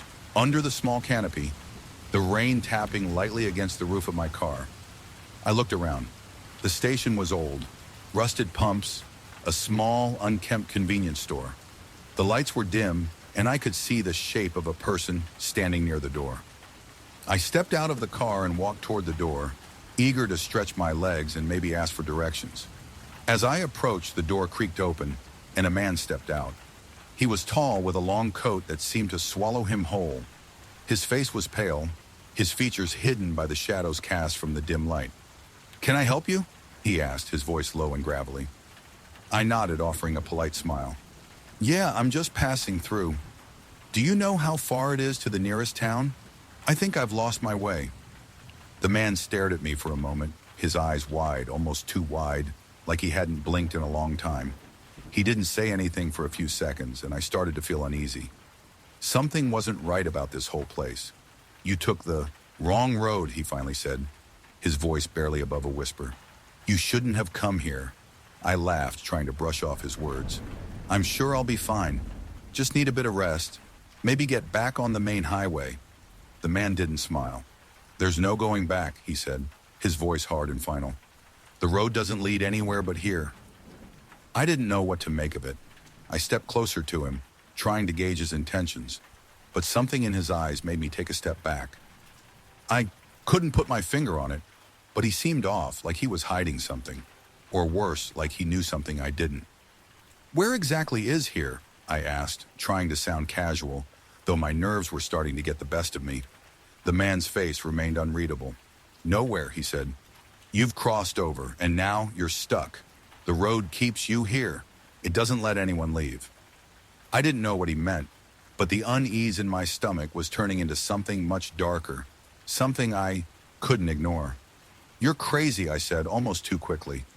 I turned to leave, but before I could take another step, the man grabbed my arm. His grip was cold, unnatural. "Listen to me," he said, his voice suddenly urgent.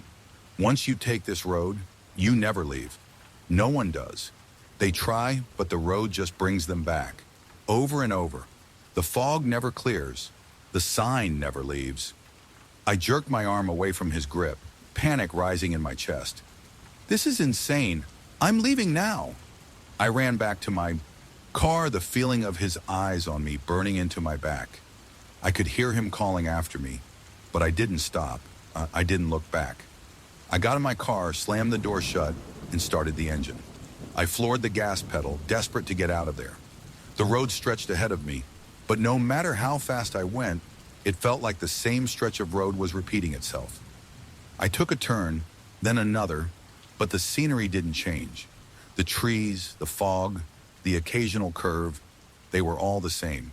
It felt like I was driving in a loop, like the road was refusing to let me go.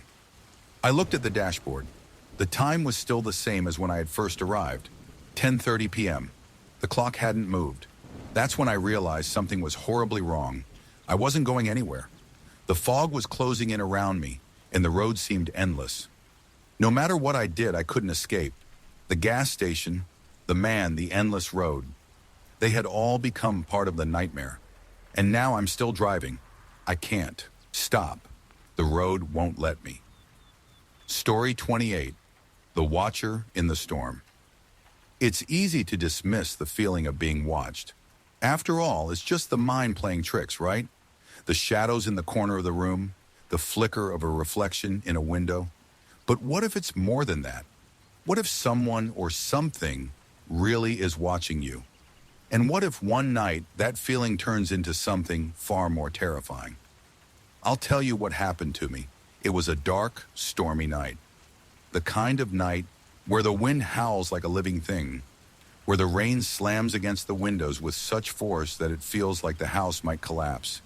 I had been working late, trying to finish some last-minute tasks for a project I had to submit the next day. I'd planned to head to bed early, but when the storm rolled in, I found myself glued to the window, watching the rain batter against the glass. There's something oddly mesmerizing about the way a storm can make the world outside look so far away, so unreachable. I live in a small house tucked away on the outskirts of town. It's a quiet place, far enough from the hustle and bustle to feel peaceful, but close enough that I can get to work without a long commute. It's not big, just a 2-bedroom cottage with a cozy living room, a small kitchen, and a porch that looks out over a field. I've lived here for years, and while it's not the most luxurious, it's home. That night, as the storm raged on, I noticed something strange. It wasn't the wind howling outside, or the crack of thunder that caught my attention. It was the silence. Everything around me had gone eerily still. The storm was still happening, but it was almost as if the noise had been muffled.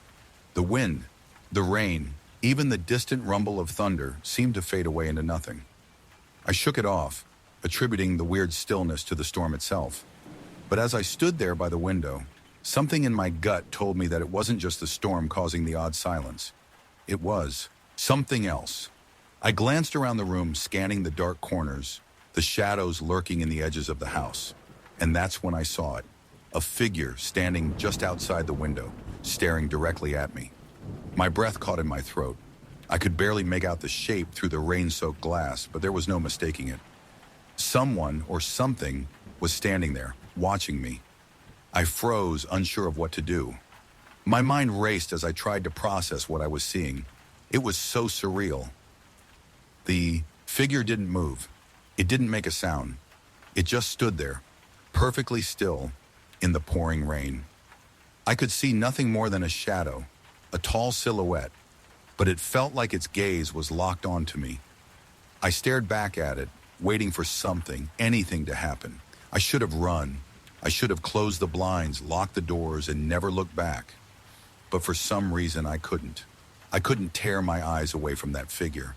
The storm outside intensified, the wind howling louder than ever, but the figure remained unmoving, like a stone statue in the rain. I felt my pulse quicken, the hair on the back of my neck standing up as a feeling of dread settled over me. Was it a prank? A stranger standing outside trying to scare me? No, this wasn't normal. I hadn't heard anyone approach. I hadn't seen any headlights through the rain, no sound of footsteps on the gravel driveway. The figure had just appeared, and now it was staring at me, unmoving. Suddenly, I heard something. A faint scratching sound, like nails dragging across the glass. My heart nearly stopped. The figure was moving closer, slowly, deliberately. Its hands were now pressed against the glass, its fingers tracing the outline of the window in a slow, methodical motion. I backed away from the window, my mind racing. Should I call the police? Should I do something? I didn't know what to do, but I knew I had to get away from the window. I turned and bolted toward the hallway, my breath coming in shallow. Gasps. The hallway light flickered above me, casting eerie shadows on the walls. I reached the phone, but before I could dial, I heard it. A knock. Soft, slow, but unmistakable. It came from the window. I stood frozen in place, the phone still in my hand. My body was numb, my mind screaming at me to move, to do anything, but I couldn't. I could only stand there, staring at the phone, at the window, at the terrifying thought of whatever was out there. Then I heard it again. Knock, knock, knock. This time it was louder, more insistent. I couldn't take it anymore.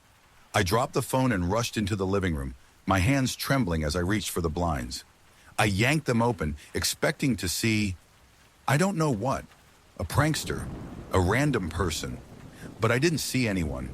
The figure was gone. I scanned the yard frantically, my heart racing in my chest. The rain was still pouring down, the storm still raging, but there was no one there. No sign of anyone standing outside, no movement. Just the empty, rain-soaked field, the darkness stretching out in every direction. I closed the blinds quickly, my hands shaking. I locked the door, double-checked the windows, and retreated to the back of the house. I sat on the couch, staring at the door, my mind racing with questions. Who was that? What did they want? Why had they been watching me? I tried to rationalize it, to convince myself it was nothing. But deep down, I knew something was wrong. I stayed awake the rest of the night, the storm never letting up. Every creak of the house, every gust of wind made me jump. I didn't dare go back to the window, didn't want to see what I knew was out there. When morning finally came, the storm had passed and the world outside seemed calm again. But the sense of dread lingered, a cold weight in my chest that I couldn't shake. I went outside to check for any signs, anything that might explain what had happened. But there was nothing, no footprints, no sign of anyone having been there. For a while I tried to forget it. Maybe I had imagined it. Maybe I had been too tired, too caught up in the storm. But the memory of that figure, the way it had stared at me, the way it had scratched at the window, haunts me to this day. And every time the storm rolls in, I can't help but wonder if I'll see the figure again, standing just outside my window, waiting for me, watching. I never truly feel alone anymore. Story 29. The Vanishing Light. Some stories don't begin with a bang.